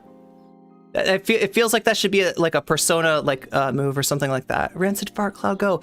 Anyway, like how much damage does it do though? That's what I want to know. But oh my God, I got distracted by the Rancid Fart Cloud chat. Let's move on. Totally derailed. That's what I do with my totally derailed by a Rancid Fart Cloud. show. If you don't want to come on, or if you don't respond to our DMs. Okay, yeah. Generally, okay, now I know this doesn't happen all the time, but like, look, if I had, okay, so here's what we got with Keffals. You don't just have a debate streamer. You have a non-debate streamer, somebody who's extremely high profile, somebody who's been in the news a lot lately, okay? You got a big get there. And she's not used to the thing. I can't imagine not sending, as soon as you give up on her and decide to book somebody else that's gonna, that you should know, honestly, is gonna conflict with her, right? You gotta send another DM saying, hey, I know I told you that you could come on earlier this week, but we didn't hear from you and we had to book somebody else. Maybe, if you're still interested in, we'll talk later, right? That's generally what's done with somebody that high profile and with somebody who doesn't really know the deal, right? In fact, if I was sending Keffals an email or a DM, inviting her to Bird Brains, I would give her a timetable. I would be like, hey, no pressure. Just let us know if you're interested before Thursday. That way, when Keffals goes back to the email and it's Friday and she sees, oh, before Thursday, then she knows she's not going to be on the panel. And then you don't have this confusion, right? So I don't know. I mean, it's not the worst fuck up in the world, but it is your fuck up that caused this drama. So you putting this on Keffals and making this call out video, I find kind of ridiculous. We don't sit there like, oh golly gee, what are we gonna, oh golly gee, I really hope she responds last second. No, we move on and we book the show. The show must go on. That's always what we've done. And so then 11 minutes before... There we go. I want to clip that. The show must go on no matter what. For the show? It's all about the show, the spectacle. We get the reach out. And that's what you're doing, Dylan. Is you're not giving people a better political perspective. You're not teaching them anything. You're actively making them less. You're actively making them more ignorant. You're feeding them drama in the place of politics. And we give the full list, which had been booked under the auspices of Keffals not being on the show. And the worst thing is, look, I'm not a Hassan stan or anything like that, but these people will constantly bitch about Hassan, probably because he doesn't do content with them, let's be real, right? They'll bitch about Hassan, being a drama streamer or, just like, I don't know, drama baiting or whatever. And like Hassan covers more actual politics than any of these jokers. Looks at that list and says, I don't like two of these people. Yeah, junk food pretending to be a political meal. And we're like, well, Danabo's like, okay, and we proceed, and that's a setup against her? Not only is that a setup against her, but I'm supposed to care about Stardust's relations to somebody else? Because of what that somebody else did to you? If that person was on my show, then you could come ask me, but that person isn't even on the show. It's Stardust who's on the show. And you want to know what? You know what I'm noticing too? He's not just giving one excuse. He's giving like a series of excuses. And even if that doesn't apply, and even if you do figure out how that's bullshit, there's also this reason. And even if you figure out how that's bullshit, there's this reason. And there's this reason. The show must go on. Oh my God, Dylan, you're so pathetic. We have these problems all the time. Literally all the time. All the time we'll get from somebody, hey Dylan, I don't want to come on the show this week because you're having that person on. And you know what we'll do? We'll say, okay, we'll book you next week. Or we'll book you the next time you're available. I mean, let's be honest, Dylan. It matters who that is. If that's Vosh that says, I don't want to come on with this person, there's a good chance that that person gets bumped, right? Realistically speaking, if you got a big guest, you generally bump the person that conflicts with. Like, let's say you had, me on for some reason, right? Like, let's say I would actually go on, right? And you had me on, and there's a lot of people that don't want to come on with me. Eris is booked too. Maybe Eris is, Eris is a bigger, channel than than me, so you would probably, even though I was booked first, you would probably bump me and have Eris on, right? Realistically, that's how it works. We understand, that's fine. Or hey, maybe we could try to resolve this behind closed doors so we could have you both on, or maybe we can negotiate something, etc., etc. We do that all the time because it's a round table with streamers who are all drama hungry and content hungry. Do you want to know about these conversations behind closed doors that Dylan has? All right, let me tell you a little story, chat. The last time I was on the Hippy Dippy Roundtable, I was booked with a guy named CTV. Some of you might know this person. Confederate Thinking Television, right? That's what it's called. That's what is it Confederate Thinking? No, that doesn't make sense. Is it whatever his name, Confederate Critically Thinking Confederate. Yeah, Critically Thinking Confederate. Like I was booked with Critically Thinking Confederate, okay? And there had been a little problem earlier in somebody's chat, right? Somebody put on a song that was, you know, by the guy that got obsessed with me and that made me feel really uncomfortable and that tried to say that we were in a relationship when he wrote a weird song about me that made me really uncomfortable. A song threatening to take his life. After having threatened to take his life earlier that day, he presents me with a song saying, you know, if you talk to these people, if you go on with these people, like in other words, like he was trying to keep me from platforming certain people, but he was like holding himself hostage. It was a really fucked up situation, right?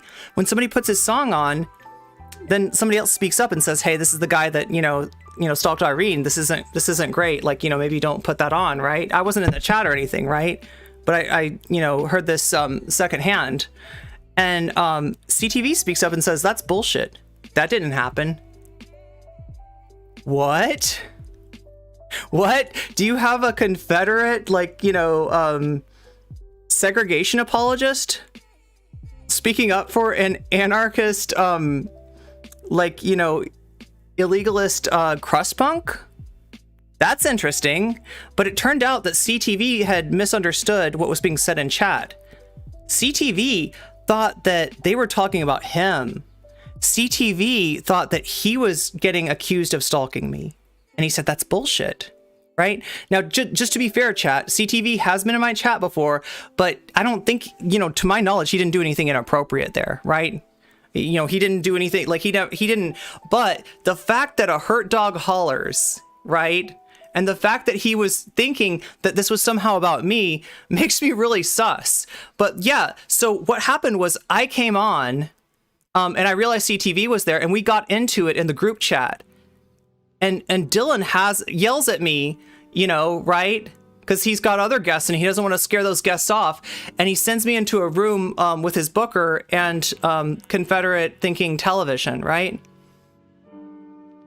He has us hash out our disagreement. And at least there I find out that he wasn't like, you know, weirdly standing my stalker. He was thinking that the person had accused him of being of stalking me. Now, I don't know why he thought that, and that's actually a little concerning, right? You know, that he's so defensive about that kind of thing. But I mean, you know, there's nothing conclusive there. But that's the kind of little conference that you will have if you go on the Hippy Dippy. It's not an issue of this guy did something really inappropriate to Irene. It's an issue of let's work this out and force Irene to go on with him. So if I was a little bit mean to CTV, I think you'll understand now why that was, right? You hungry. We do this all the time. This probably happens like once every 6 or 7 panels. So this has happened on a few occasions. And so what really gets me here is that instead of reaching out to me, instead of DMing me, and by the way, after she tweeted that out, I tried to reach out to Keffals in DMs. On both Twitter and Discord, I reach out to Keffals. Like, hey, Keffals, I'm here. If you want to talk about whatever this is in private, you've given me no information. I have no idea what the issue is. I'm on the show right now. See, here's the deal. You say that, Dylan, but it's like that requires some level of trust, right? and you haven't engendered any trust with Keffals. That would require a certain level of trust in Keffals that when you DM her, like, right? So if I get DMs, chat, and it's from somebody I trust, and maybe we're, you know, talking out a disagreement or something like that, I'm going to talk to them, right? But if I've got, like, you know, Zonia DMing me or something, I know it's a trap. I know that if I discuss anything with Zonia, she's going to take something out of context. She's going to leak the DMs, right? That it's basically, you know, it's better just not to talk, right? It's better not to talk with somebody like that. And she did try to, you know, talk to me at one point, and, you know, I kind of knew better, right? Like, if she wants to talk to me, she's got some apologizing to do first, right? Before I would even consider something like that, knowing, you know, how disingenuous she is, knowing how willing to lie, knowing that her main trick is basically to take a receipt and then to describe it in a certain way, knowing that most people won't click the receipt and actually look, does this match with this? Because it doesn't. With Zonia's stuff, it never does. It's like this big claim, nocommentchick, that you can see clearly that nocommentchick is doing this awful thing here, and you read the screen cap, and it's like, where is that, Zonia? And she knows that people don't follow up. People don't look at that stuff. They just see, like, there's a receipt there, so it must be true, right? That's how she rolls. So, you know, and if you're going to present yourself as a sussy baka, and how is Keffals to know that you're not, right? Then she's probably not going to respond to you, because there's every chance you could be drama baiting. It's my big show. If you want to talk about this in private, I am open. I said it on Twitter and DMs. On Discord. To this day, she never responded to me. But she really goes on this idea that I set this up.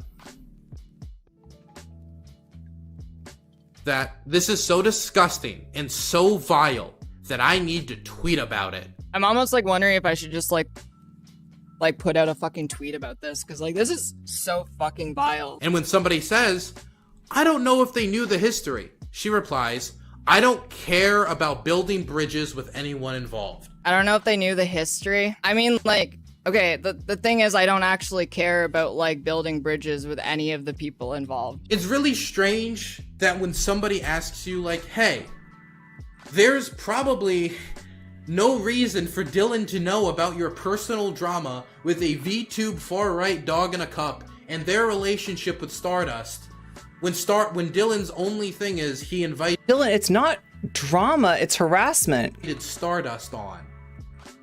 And her response is, well, I don't need to build bridges with these people, so whatever.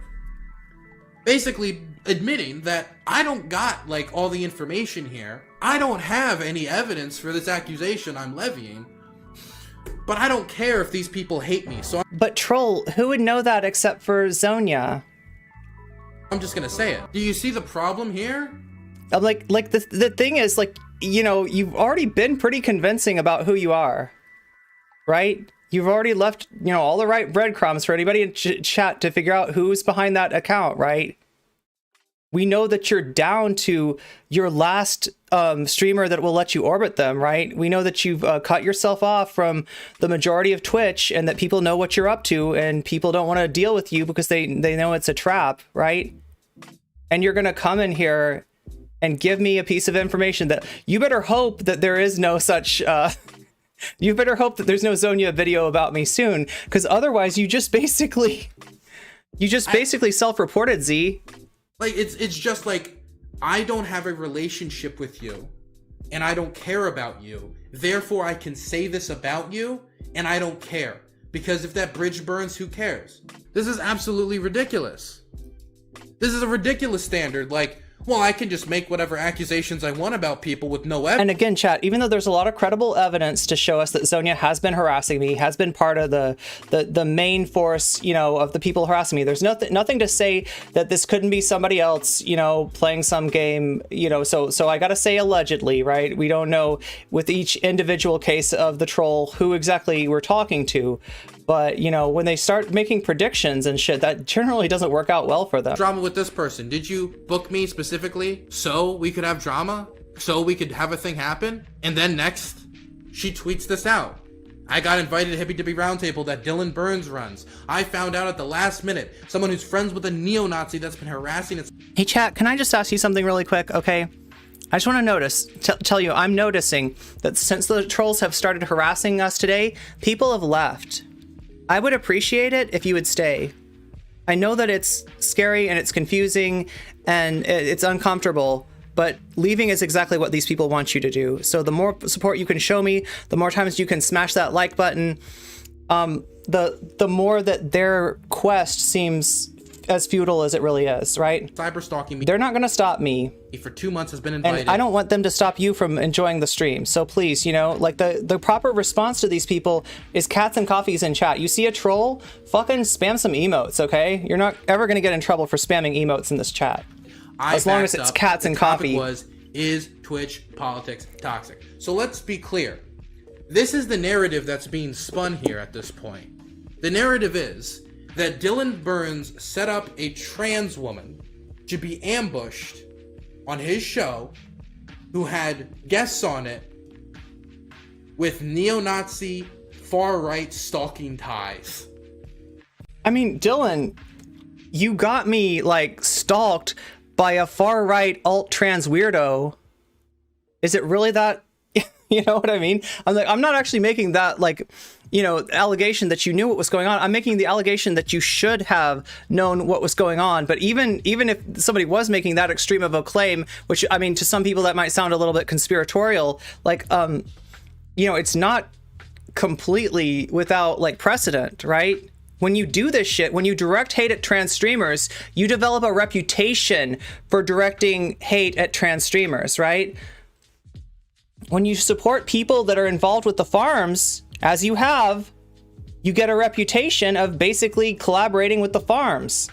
When all that happened was that I invited Stardust on after I thought Keffals wasn't gonna come on, because when somebody doesn't come on, somebody doesn't respond, you move on. And then Keffals messages me 11 minutes beforehand. We give her the guest list. She's like, I don't like this person. Then starts tweeting. So chat, like I said, although we don't know with each individual troll, you know, who is operating it and stuff like that, we do know with a good degree of certainty that Zonia is involved in it. I'm pretty confident, you know, saying that that's where all the arrows point, right? And I'm gonna feel okay, like, calling Zonia out because it seems to be the only troll repellent I have. That when I say her name, they're a little bit more reticent. So if you don't like me saying her name, keep fucking trolling me. Neo-Nazis in relation to Hippy Dippy. This wasn't a grand plan to ambush And again, Keffals. I lay this shit at Dylan's feet. I don't care enough or know enough about Keffals to plan an ambush of Keffals. All I know is that she's like the ratio person, right? I don't know what else she does. But instead, it's Dylan's organizing ambushes with people with neo-Nazi ties. When that isn't what happened. Wait. Okay, can somebody like refresh me? Like, who said that? Who made that? Who is he saying made that claim? Do we have to roll this back? Does anybody know? Can you save me some, like, I was a little distracted there. Like, who is he saying made a conspiratorial claim that he was working with the neo-Nazis or something like that, right? Did somebody actually say this, or is Dylan just cry bullying again? Is this just more Dylan cry bullying?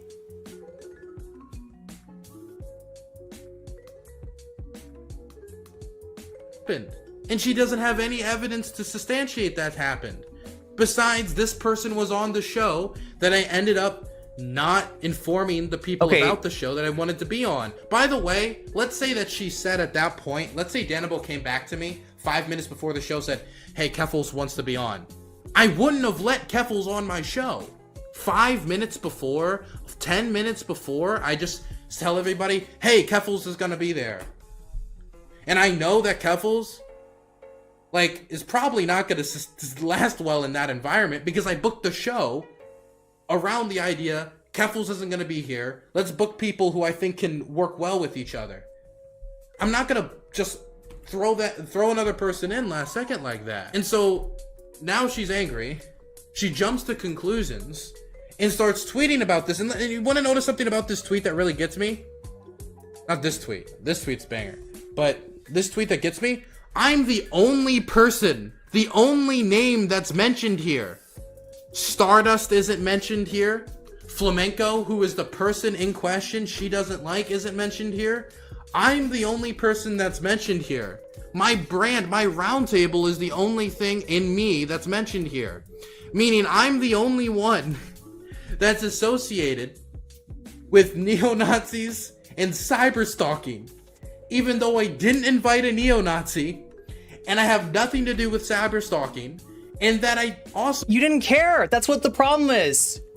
You brought somebody who was a target of a hate campaign on, and you didn't care if you subjected her to the people that are enabling her stalkers. Okay, Dylan, stop fucking cry-bullying this shit. You are not the victim here by a long stretch, Dylan. So when she goes on her stream to talk about ambushing, I didn't organize an ambush of her. You are not the victim here. You're just another mediocre white dude over his head. I don't understand what gets this response. Just message me privately if you have concerns. But going to your Twitter so you can get your... So, like, she didn't call you a neo-Nazi. She didn't say that you were cyber stalking. You're a fucking crybully. You're a crybully, Dylan. And I gotta say, this is some form of Karen that's going on here, right? You're trying to portray yourself as a victim in order to get your toxic Gamergate stans to attack Keffals the way they attacked me. And guess what, Dylan? The same person is attacking Keffals right now. The same person that's attacking me, the same person that's attacking Chariot, the same person that's attacking Gayfish and Aiko and Josie and all the rest, right? The same person that attacked ContraPoints, if you want to read into the deep lore, if you want to know about Zonia's origin story, right? It started off with hate against Contra. There's a little theme here. There's a disturbing degree of jealousy, and it's not hard to figure out, right? This is what this is. Demon Mama, Irene, ContraPoints, and then you got this little Minecraft streamer here that's scaring the kids. That's scaring away the kids in our audience. I think that this is a mirror scenario. Your upjutes and your like-a-runos. This is... Like-a-runos? Jesus Christ. Strange behavior. I mean, I don't understand. That's a strange way to say... Have you heard... Maybe I'm just slow. Like, haven't I not heard, like-a-runos? This. Anyway, let's go back. Let's keep going. He tried to set me up. She then tweets this. At no point did she message me or reach out to me for an explanation. I was sent no information. Somebody in the chat saying clout farming. Yeah, that is what Dylan's doing here. That is clout farming. Good catch. About cyber stalking or flamenco or anything. And let me say something. Somebody in chat mentioned like, hey, maybe you should give them a message saying either you boot this person or I'm not coming on, right? Which people have done that to us in the past. We never accept those, by the way. We will not let other people dictate who we have on. If people bring us information that shows us why we shouldn't have a person on, and we agree with that information, then we won't have them on. But if you're telling me 5 minutes after a show has started that Stardust knows somebody else who's engaged in cyber stalking and or harassment of you, so it's not even Stardust, it's somebody else, right? You've given me no time to do research. You've given me no time to look into the accusations. And let me tell you... Again, if you're going to bring a targeted, trans streamer on, you need to do research. Dylan, you don't care about trans people. Just say it. Just fucking say it. You don't give a good goddamn about trans people. All we are is content to you. All we are is content. I've learned a pretty valuable lesson about doing research into accusations, and I'd like to stick by that lesson. And that was not done here. I was like 20 minutes here we go, after chat. Show, here we she's go. tweeting this out, and that's the way I found out about it. Was the tweet. just please do me the favor of the next time the troll comes back, don't react by shutting the fuck up, please. Like, that's the worst thing you can do. That's when we need the emote spam. That's when we need, you know, the hype. That's when we need solidarity, right? The most. Like, if you want somebody to, like, respond to an issue you have with your show, you gotta reach out more in advance. Here's what I'm gonna do. I'm gonna put a low orbit ion cannon in your hands, okay? And I'm gonna give you the power to blast the trolls. When you see those trolls coming, I want you to blast those cats in coffee. You're actually pewing them, all right? This is a video game now. This is now a video game. And when you see those trolls, when you see those enemy vessels coming, you're just gonna pew, and you're gonna shoot them down. You're gonna fucking shoot them down, right?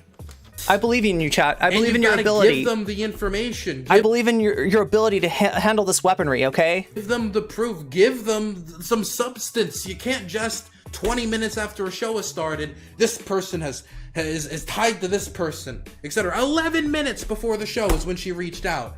And it was 5 minutes after the show started that she even brought up the cyber stalking, any of this. So it was already too late.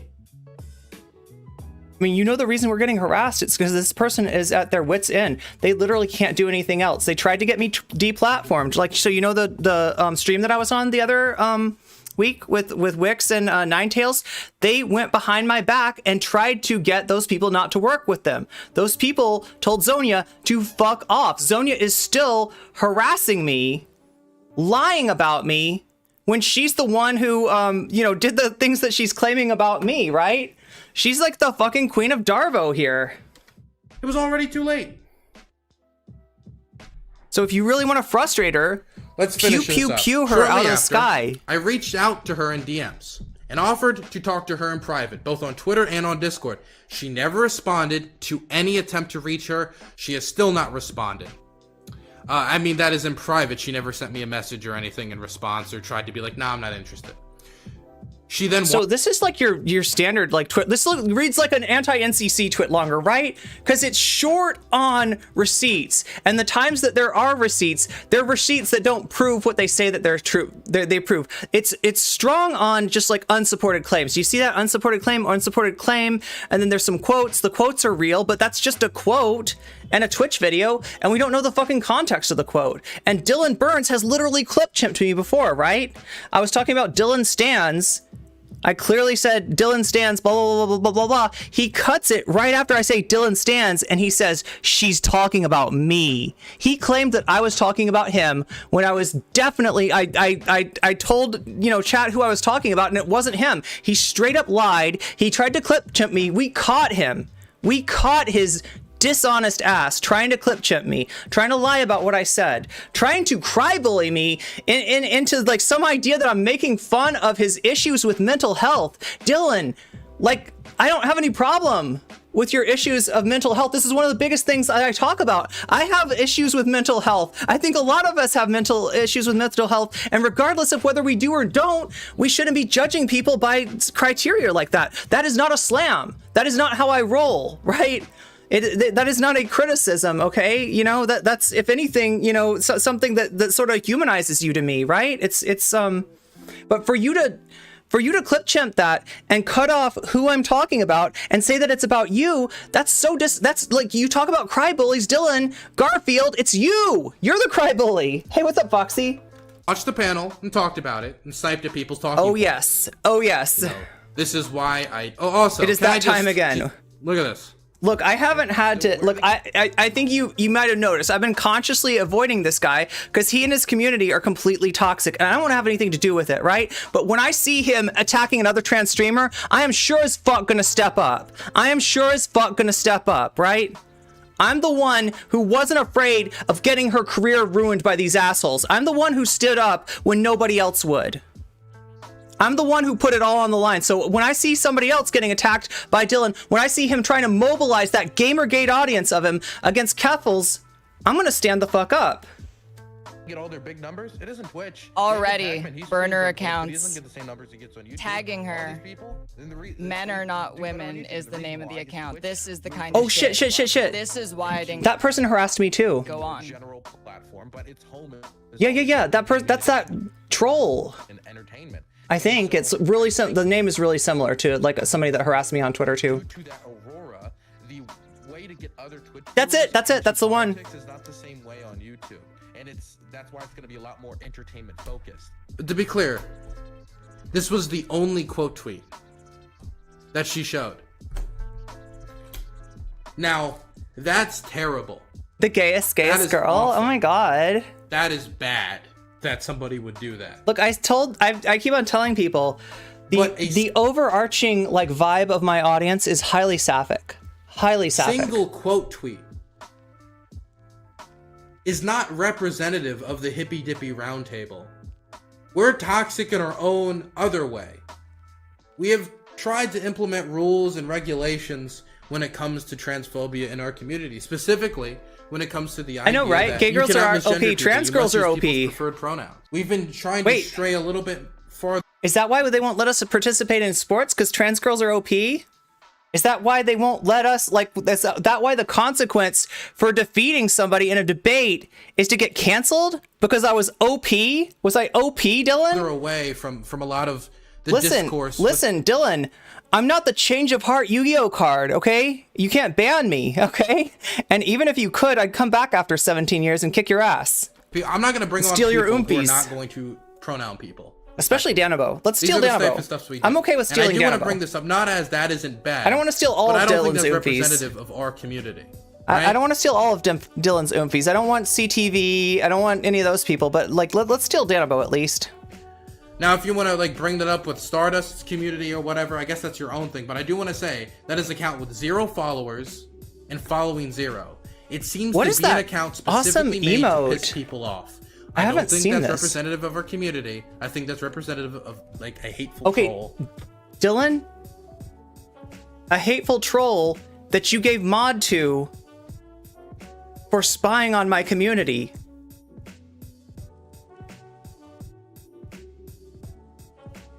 Look at who they attacked. It's probably me, Cherry, Gayfesh, people like that.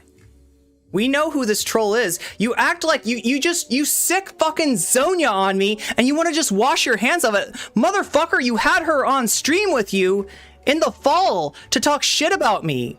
Your hands are not clean. Dylan, you're culpable. Everything that Zonia did to me, I blame you for. She wouldn't have had any power. She wouldn't have any reach. She wouldn't have anybody to fucking stand up for her if it wasn't for you. You allowed a social predator to attack me and my community. You allowed, you know, like, let's be real. What does her motivation seem to be? ContraPoints, Demon Mama, nocommentchick, all streamers that get views. What does Zonia not get? Views outside of her raid, right? She doesn't have an audience. She doesn't have a following. She's not able to do what we do, and it burns her the fuck up. And like, you know, I don't know. I would say that she's got a lot of antipathy towards the trans community in general. You brought her into your fucking community. You rewarded her for doxing my mods. You rewarded, yeah, you're like, but I didn't dox your mods myself. It was all like fucking plausible deniability, motherfucker. Like, you did a stream as the Mafia Don. I have that recorded. Do you want me to bring that shit back? You LARPed as a Mafia Don saying, no comment, chick, you better get right with the program or else, you know, this is what's gonna happen. The next day, he releases a trans woman's voice, which was what was on that recording, who wasn't even out as trans. She was only talking with her voice. She's only using her girl voice because she was in there with mods and stuff like that. Zonia broke that confidence. Zonia betrayed my mod team, betrayed my community, betrayed trans people, and you fucking rewarded her for that. Dylan, this is on your hands. That exact person is very likely that same person that I'm talking about, right? We don't know for sure with individual trolls, but we do know that a lot of the shit that's coming at me is coming at me from Zonia. Right? We do know that there's a relationship between the people releasing, for instance, the dossier leaks, right? And the trolls threatening the dossier leaks. We just got another leak threatened at us, right? And if that fucking happens, it's more self-report. You think you're gonna scare me? You think you're gonna intimidate me? You think you're gonna shut me down? Dylan, do I look shut down? Do I look like I'm going anywhere? No, Dylan. I am going nowhere. And I'm gonna be there when you run for office to tell people what the fuck you're about. To tell people in that district how you treated trans people, Dylan, and you're not going to get your ass out of the primary.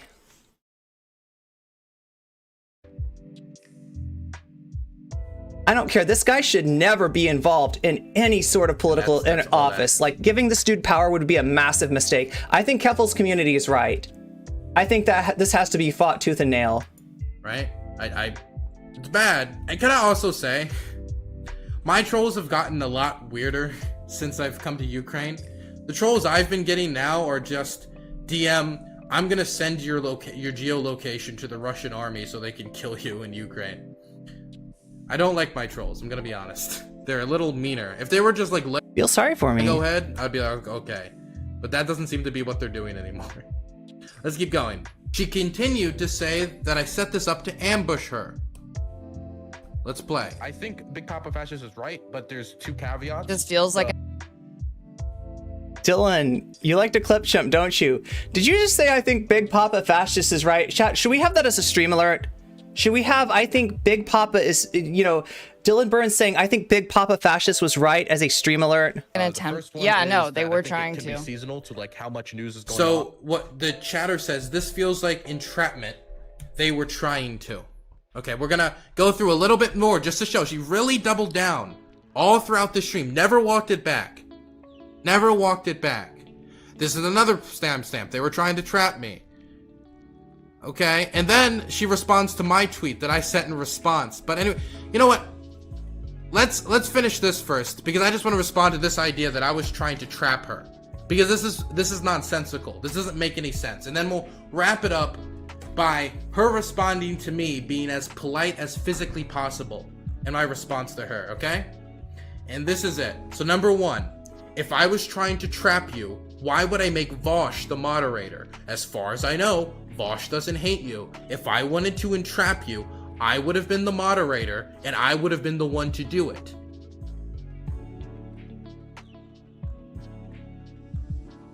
Self-report! I don't know if you meant to do it, but Dylan, what that just said to me is that you got it in for her, but you think that it's okay because you got her buddy, Vosh. Like, I don't know, like, I mean, I know they're not, like, antithetical to each other. I don't know how much of buddies they are, but, like, right? If I wanted to entrap somebody, then why would I make somebody who is... See, Michael, miss me with that view from nowhere. If you want to talk in my chat, pull your head out of your ass first, right? And it's going to make a giant schlupping sound. Make sure that you've got earplugs in your ears when you pull it out, because that schlupping sound is incredibly loud when you pull your whole head out of your ass, you know, and I wouldn't want your hearing to be damaged. So maybe you need to slip some earbuds, some you know, noise defeating earbuds up your ass along with your head, and try to just kind of work those into your ears before you pull out, right? I just want to make sure I'm not giving you any advice that's going to result in you know, injury or anything like that, right? Because it's going to be a loud schlupping sound. It's the kind of sound that you'll take to your grave, probably. I don't know. You'll never forget the schlupping sound, what it sounds like when you finally pull your head out of your ass and stop being a pathetic Dylan Burns parasocial bitch boy. Friendly with you, the moderator of the discussion. That's the first thing. The second thing, and I can provide DMs and evidence for all of this, I invited you on May 11th. You didn't respond until 10 minutes before the show, when it was basically gonna be extremely difficult for you to get on the show at that point, from my perspective. DebateBro could tell you something different. If he came to me and said Keffals wants to come on at this point, the odds of you coming on at that point were slim at best.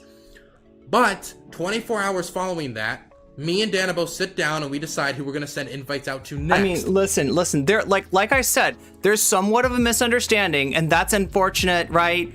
But like, I place the blame on the panel host, right? When you're dealing with somebody who isn't part of the debate culture, isn't part of the scene, hasn't done this before, you've got to tell them when you've got the show booked without them, right? Or even just give them a thing. You got until Thursday to respond.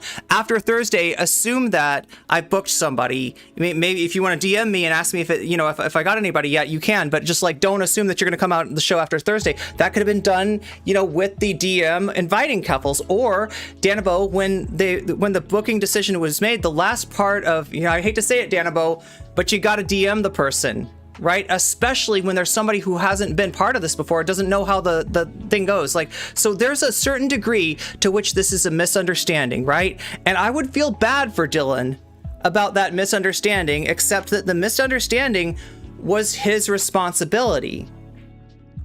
Was his, you know, not having his shit together, his show not having its shit together, Danabo to a certain extent not having his shit together and dropping the ball on this, right? And also, Dylan, I'm not sorry about the fact that what little point you might have about the misunderstanding is going to be completely dwarfed by somebody with a larger megaphone than you. Dylan, this is karma.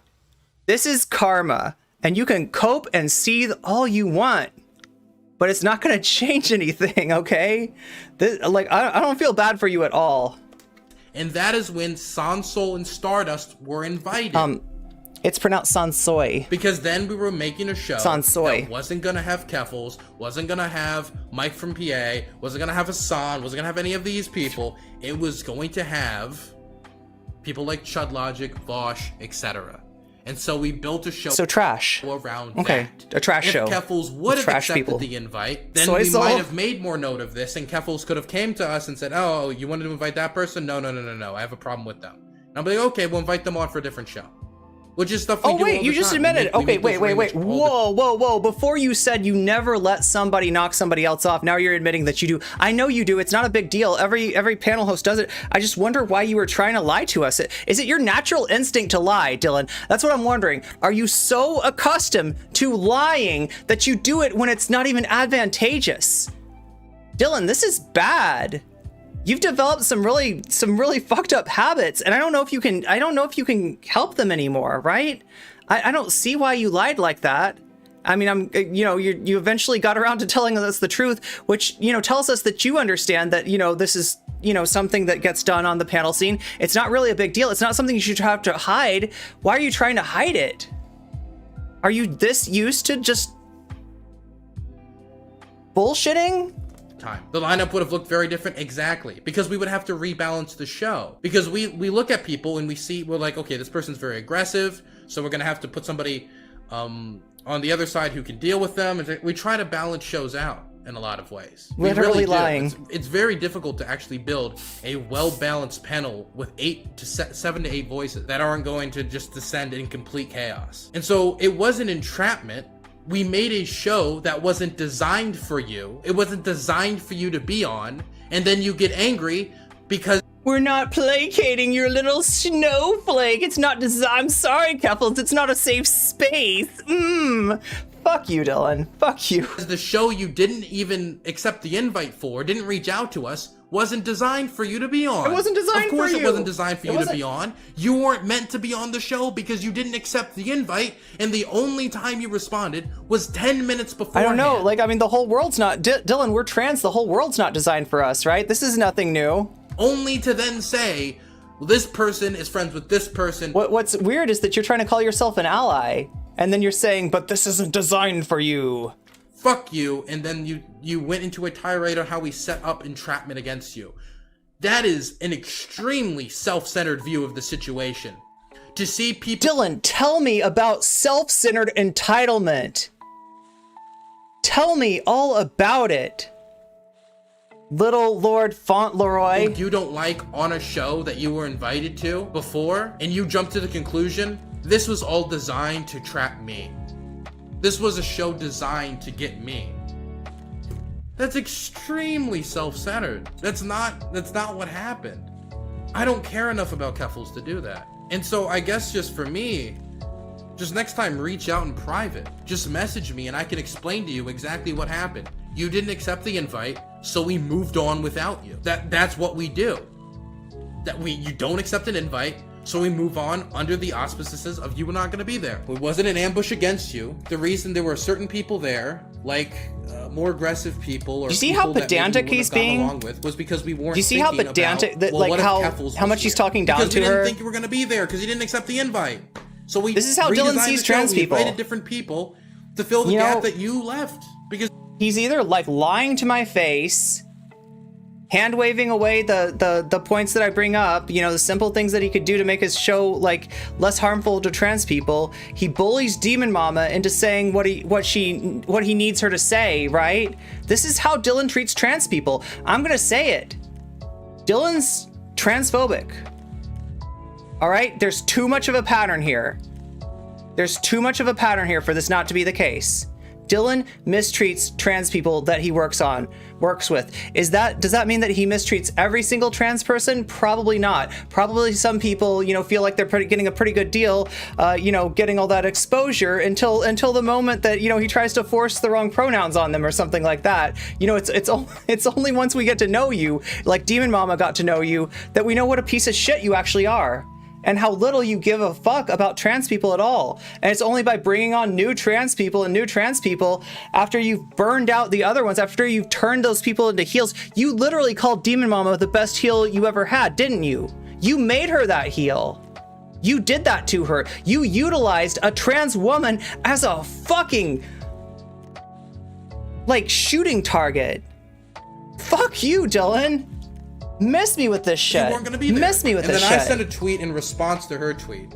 Basically like, I'll read it before she responds to it. Because the response, you know, leaves much to be desired. Go right ahead. Yeah, so I kind of mentioned it earlier. Oh, I see Dylan has responded. Entertainment to information that you... Let me go again to her original tweet. I can actually just read out my tweet. Let's see if I can find it. Here it is.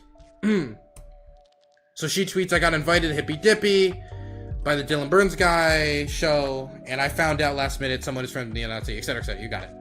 That sounds bad, but that person is not on my show. No one forces you to go on panels, and it's okay if you don't want to go on panels, or just my panel specifically.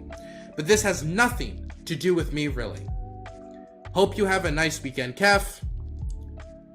Also, no bully, please. No Somebody DM said Keff something. Or anyone if she is upset about someone cyber stalking her. That is completely understandable. Somebody said even something if about I don't think I Vince have McMahon. anything to do with it. Anyone that does anything like that will be banned from my community and blocked. Vibes above all. And this is her response.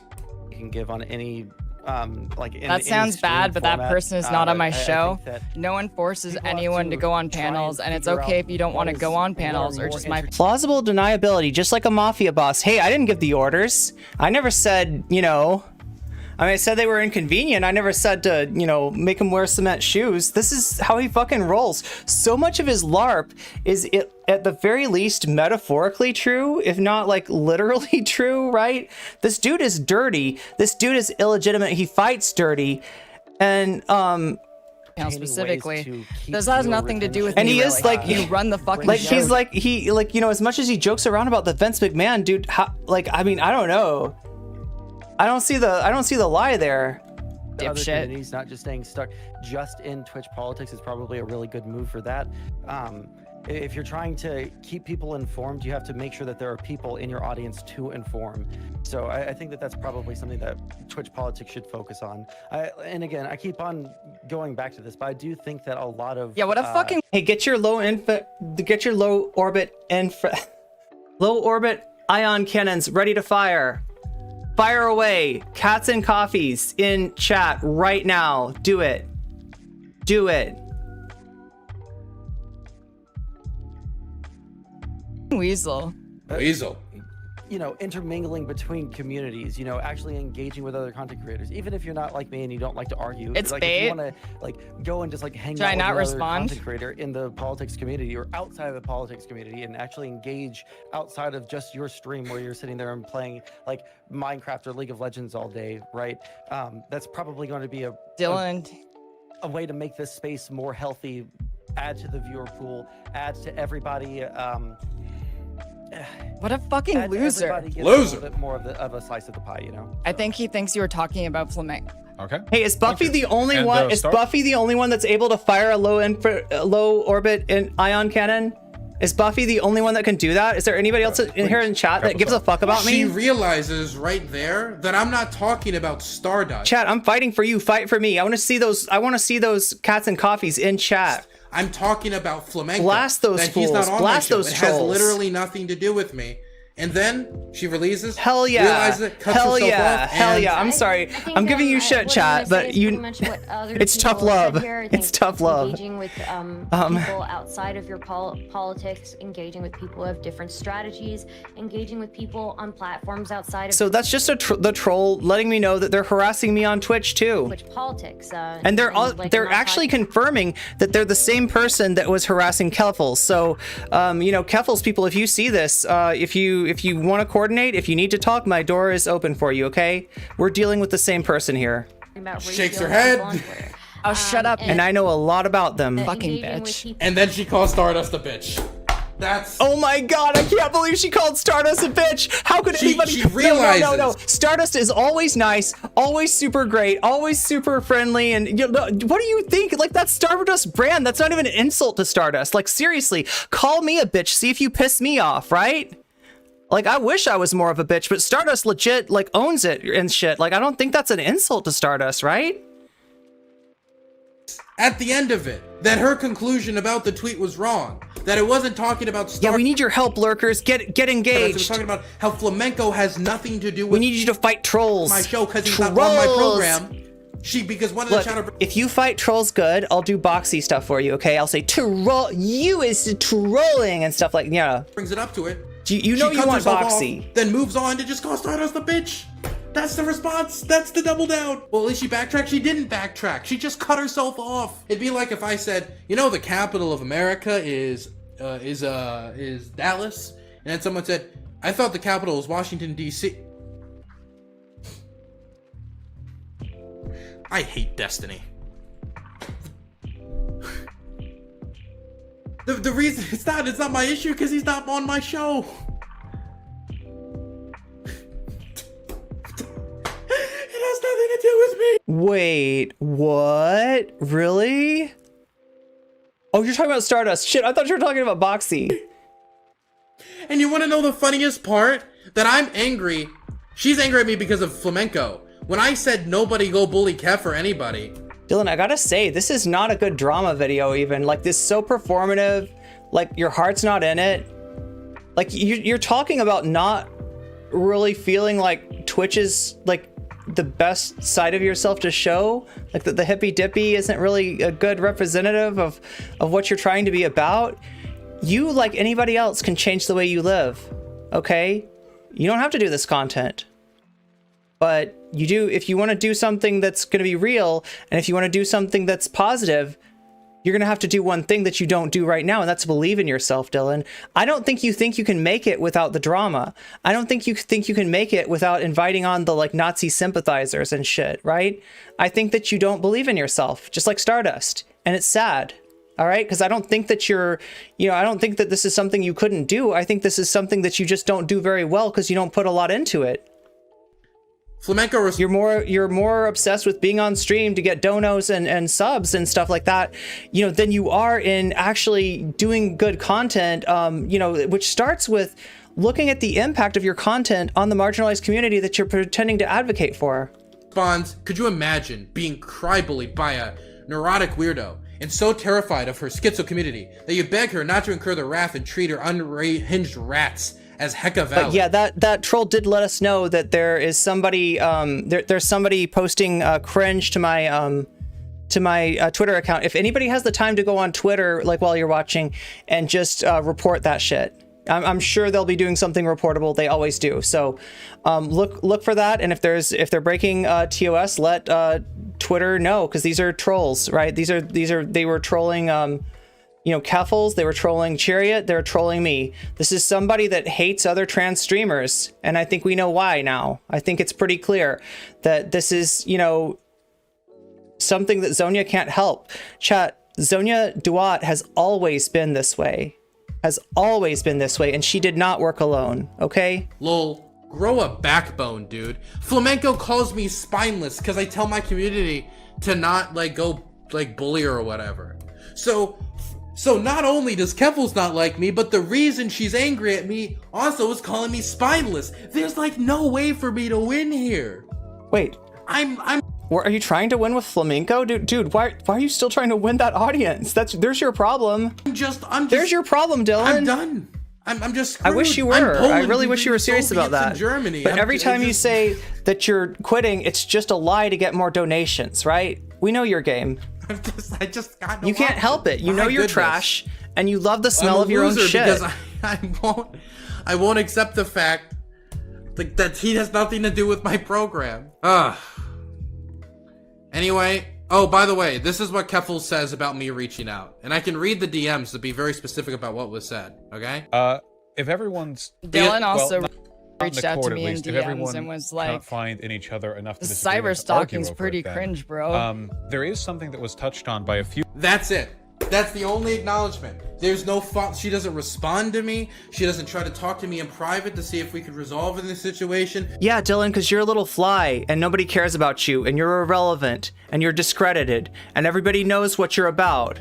And everybody knows that you're not somebody to take seriously, and everybody knows that this is just a sad cry for attention from a channel that's fading into irrelevance. If we could come to an understanding, so I could explain On a platform that this wasn't a setup. that's fading She has into no interest in it. irrelevance. She's just like, Dylan messaged me and said cyber stalking was bad. Let me see if I can read what exactly I sent her. Let's see.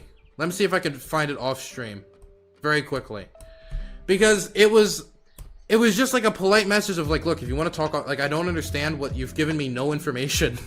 Like, I just want to know. Like, if you want to talk in private about the cyber stalking thing, totally up to it. Don't want you to enable, Don't want to enable or for you to think I'm enabling any behavior like that in any fashion. Because again, at this point, I know, and I still don't know anything at all about flamenco and cyber stalking. Throughout this whole thing, no one has ever explained to me how flamenco. Oh wait, am I supposed to do some boxy stuff now? Did, or any of that? Well, let me see if I can remember Because the boxy memes. Keffals Okay, never told it's like me. Nobody told me. So how am I supposed to kick people off the show for people that you they didn't is even do, but somebody trolling. they knew did? I and am it's, not again, trolling. unrelated to the show, I am and nobody even boxy. told me what they did, and they tell me 20 minutes into the program. This entire and then something like tries that. to just cook up this ludicrous lie that I designed to show to ambush this trans woman with these people with neo-Nazi ties.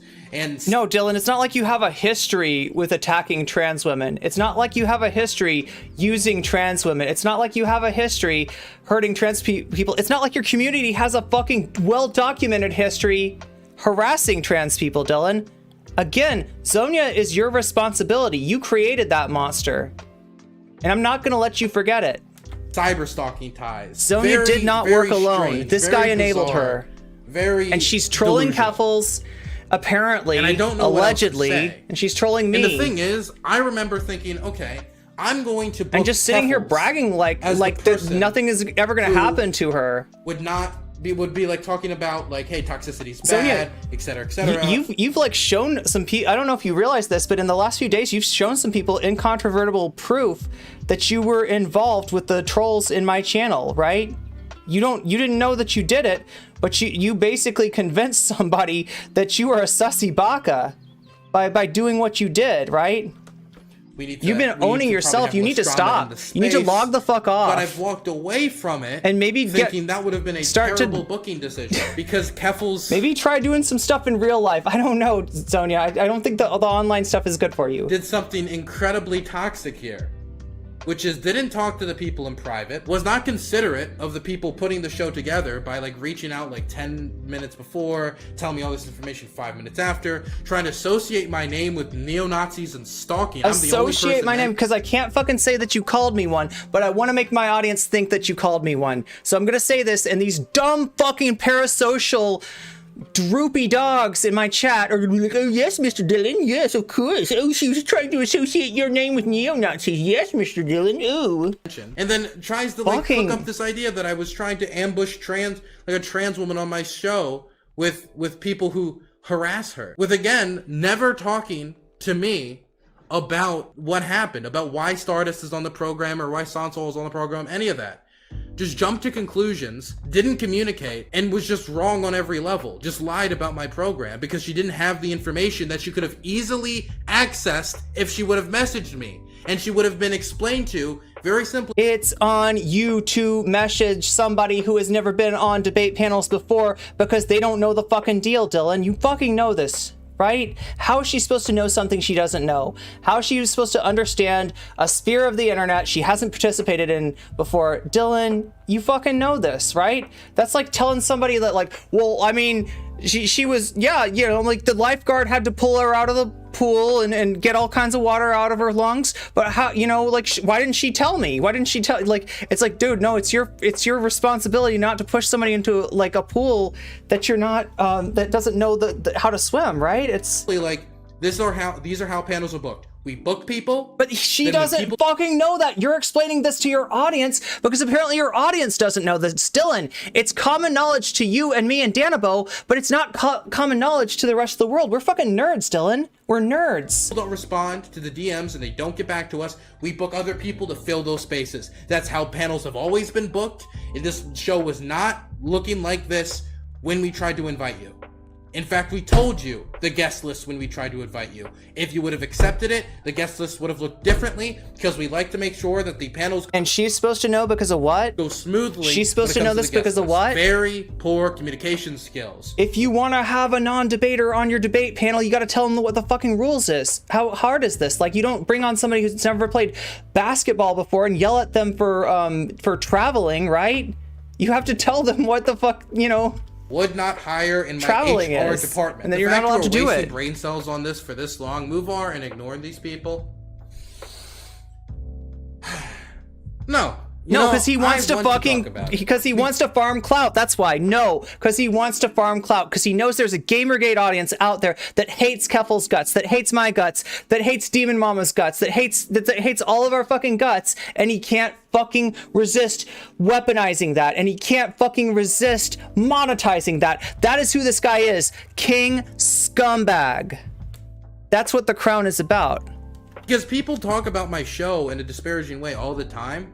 But it's very aggravating for me to invite somebody onto my show and then they just go on and lie about my show. Yeah, like I said, if anybody wants to look at my Twitter, like, if you don't and see if it's getting trolled, you have my permission to listen. If somebody wants to look at my Twitter and see if like some of the posts are getting like, you know, horrible transphobic shit said on them, you have, you know, you have my permission to go ahead and report anything that's in violation of TOS. That troll just said that they'd hit up my you know, Twitter. This is unbelievably aggravating. To be fair, Sanso has spread this info about her embezzled money from the CPC. Okay, and you want to know what? He wouldn't have been on a show if she would have accepted the invite. He would have been on a different show. And it would have been a different program. All she had to do was ask about the information or get back to us sooner and not 10 minutes before the program starts. God, you think I would book Hassan and Destiny on the same panel? Of course I wouldn't, because I understand those people, especially Hassan, doesn't want to be on the same show together. They don't want to associate with one another. I understand this. I've been booking shows for over 2 fucking years. That's a good sign, These Buffy. are very basic things about panels. You just know this shit. God, if she would know anything about panels or about my show, she would know this too. But she... Do you know when she knows about it? It's when you tell her. You have to fucking tell her. How hard is this, Dylan? Like, she doesn't know what you don't tell her.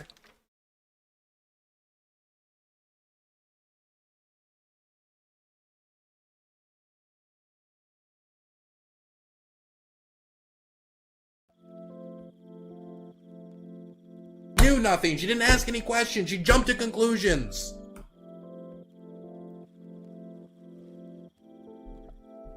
Like, and dude, that's what angers me. You're acting like you don't know how to book a show. How many years have you been doing this for, Dylan? You're acting like you don't know the basics. You're acting like you don't understand that you've never brought in anybody who hasn't been a part of the sphere before. Guess what? They don't know how these panels work, right? It's a very particular way. You, me, Danabo, we're used to it. Other people aren't. So yeah, you gotta explain. Is that I never did anything to fucking Keffals. But then at the end of this, she walks away trying to associate my name with neo-Nazis and stalkers, even though they're not even on my program. She tries to say that I'd set up an ambush against her with those same ties, right? Didn't happen, not true, completely falsified. And she wouldn't even respond to my DMs when I'm trying to reach out to her to resolve the situation. All because she jumped in 10 minutes before the program's supposed to start and starts dropping this.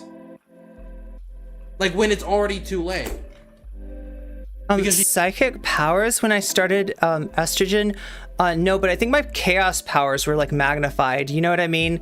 Like that weird shit where weird shit happens to people that are fucking with you, that kind of shit, like that started happening more and more. She didn't get back to us when we invited her. It was 48 hours later. This is terrible behavior. This is toxic behavior, which is ironic. This is not how you engage with other streamers. Yeah, I think that what happened is that like taking estrogen for me affected my Gibbs free energy equation, and as such the level of chaos was modulated. Upwards. You just resolve stuff. This is like simple shit you resolve in private. You just say like, oh, okay. I mean, this is simple shit. If you know how to book a panel, which apparently you don't. I'm sad. It's so aggravating. This was supposed to be like a hippy-dippy unprofessional. That was supposed to be fun because it was supposed to be the so first unprofessional that I got to participate in. Like, chat, you're seeing the kind of shit that rises to the top on Twitch. You're seeing the kind of like nasty ass mold that rises to the top of the foul stagnant pool of Twitch politics. That's cutting out. That's it. I can't even stream That's the face of white mediocrity. Made more money off that round table by picking donos while she listened than I made, and I organized the thing. Yeah, exactly.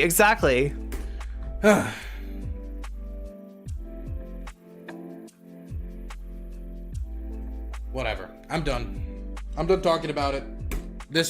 We could only be so lucky. This also helped me come to a realization, because everybody knows I've been on that anti-drama arc. I now feel that it is impossible to be a streamer. Wait, he said he's done, but he goes on for like 10 more minutes. Who engages with other streamers in the capacity most streamers do, and not be a drama fiend. I think it's impossible. Because when I think of everybody that are like the anti-drama people, like the people in the that's related with politics on Twitch, they're all actually like very engaged with drama. They just do it sometimes indirectly and through just response video after response video. Wait, you're making a response video, Dylan. Garfield, that's you. That's you, Garfield. The Keffals just did it this way through her stream, right? And this all could have been avoided with just some basic communication skills, right? Hassan has done it with people like Adam something, right? He has done it with other people before he's gotten in the drama train, right? And gone back and forth. Mike from PA, I don't even want to get into that. Oh my God. I'm realizing that I think that like, if you're a commentary channel or a politics channel, or you're one of these channels that are just like in the just chatting section generally, and you engage with other streamers, and when dealing with contentious issues, like this is inevitable. I think it's just inevitable. I think you can feed it less than other people, as people in chat are bringing up, and I'm starting to think it's inevitable, and that makes me pretty doomer-pilled. Gotta say. Mike was in Keffals' chat participating in the drama anyway. I mean, that's not surprising, right? It isn't surprising whatsoever. Oh yeah. What he's doing isn't bad because everybody else is doing it. Yeah. She was complaining like, man, this is real. A lot of times, okay, so chat. He accused me of drama for fighting back, right? He came on my panel. He disrespected me. He disrespected trans people. And I told him, I didn't even say go fuck yourself. I said, what did I say? Something like, now you can't hear, now you can't see, Dylan. This is what it's like to be a trans person in your audience. Goodbye. Like, right? It was a kind of a rough goodbye, but that's about it. But yeah, chat, like, he characterized me fighting back against his lies, against his attempt to change the subject, because Dylan, this drama was about one thing and one thing only, and that is your platforming of Rob Noor. You're allowing Rob Noor to gish gallop transphobic tropes that you knew and saw that your panel didn't have the ability or time or inclination to push back on, right? You can't possibly hit back against like 9 different things, right? And you let Rob Noor go off on 9 different things. You've acknowledged that that's a mistake. You have said everything but what you need to say, and that is, Dylan, say it with your chest. NCC was right. That's right, bitch. You need to apologize, okay? Shit show, and all these people are wrong, etc., etc.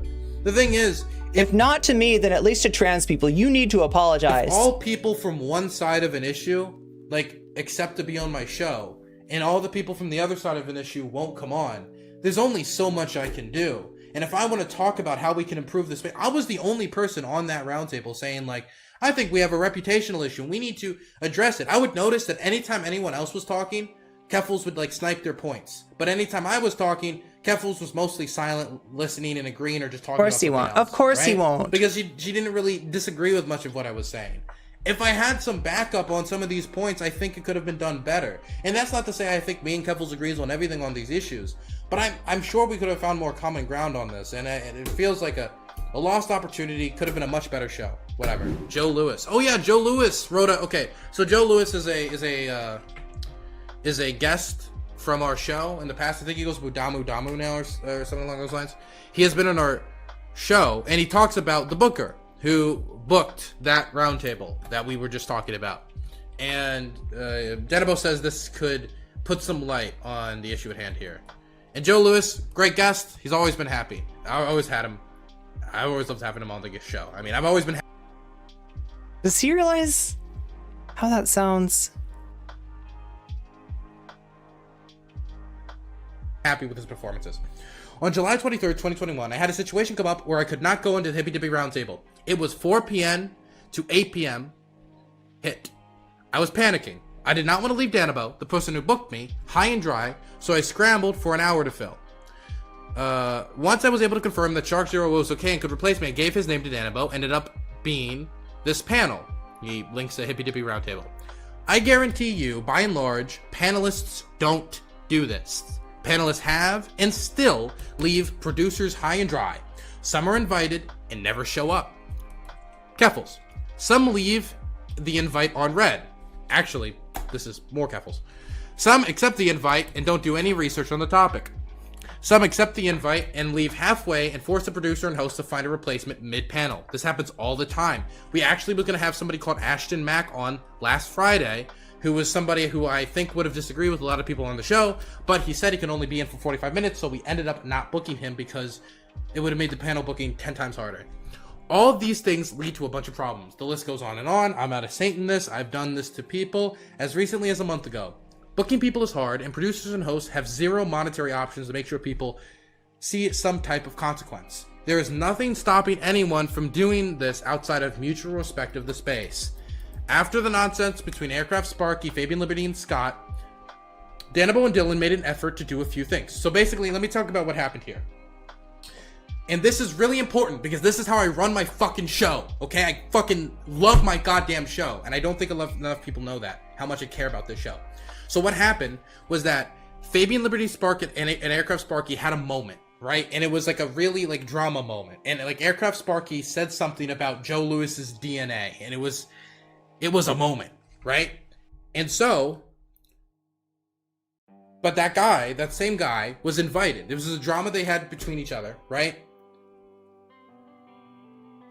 But Aircraft was going to be on a show, and I'm like, oh snap, we booked this guy, he's going to be on the show, it's a little too late, but Joe Lewis is also going to be on the show. We're trying to figure it out, right? And so this is what we ended up doing. Dylan reached out to me personally to ask if I took issue with him having Aircraft Sparking on for future projects. Not directly, but that was essentially the conversation. I said no.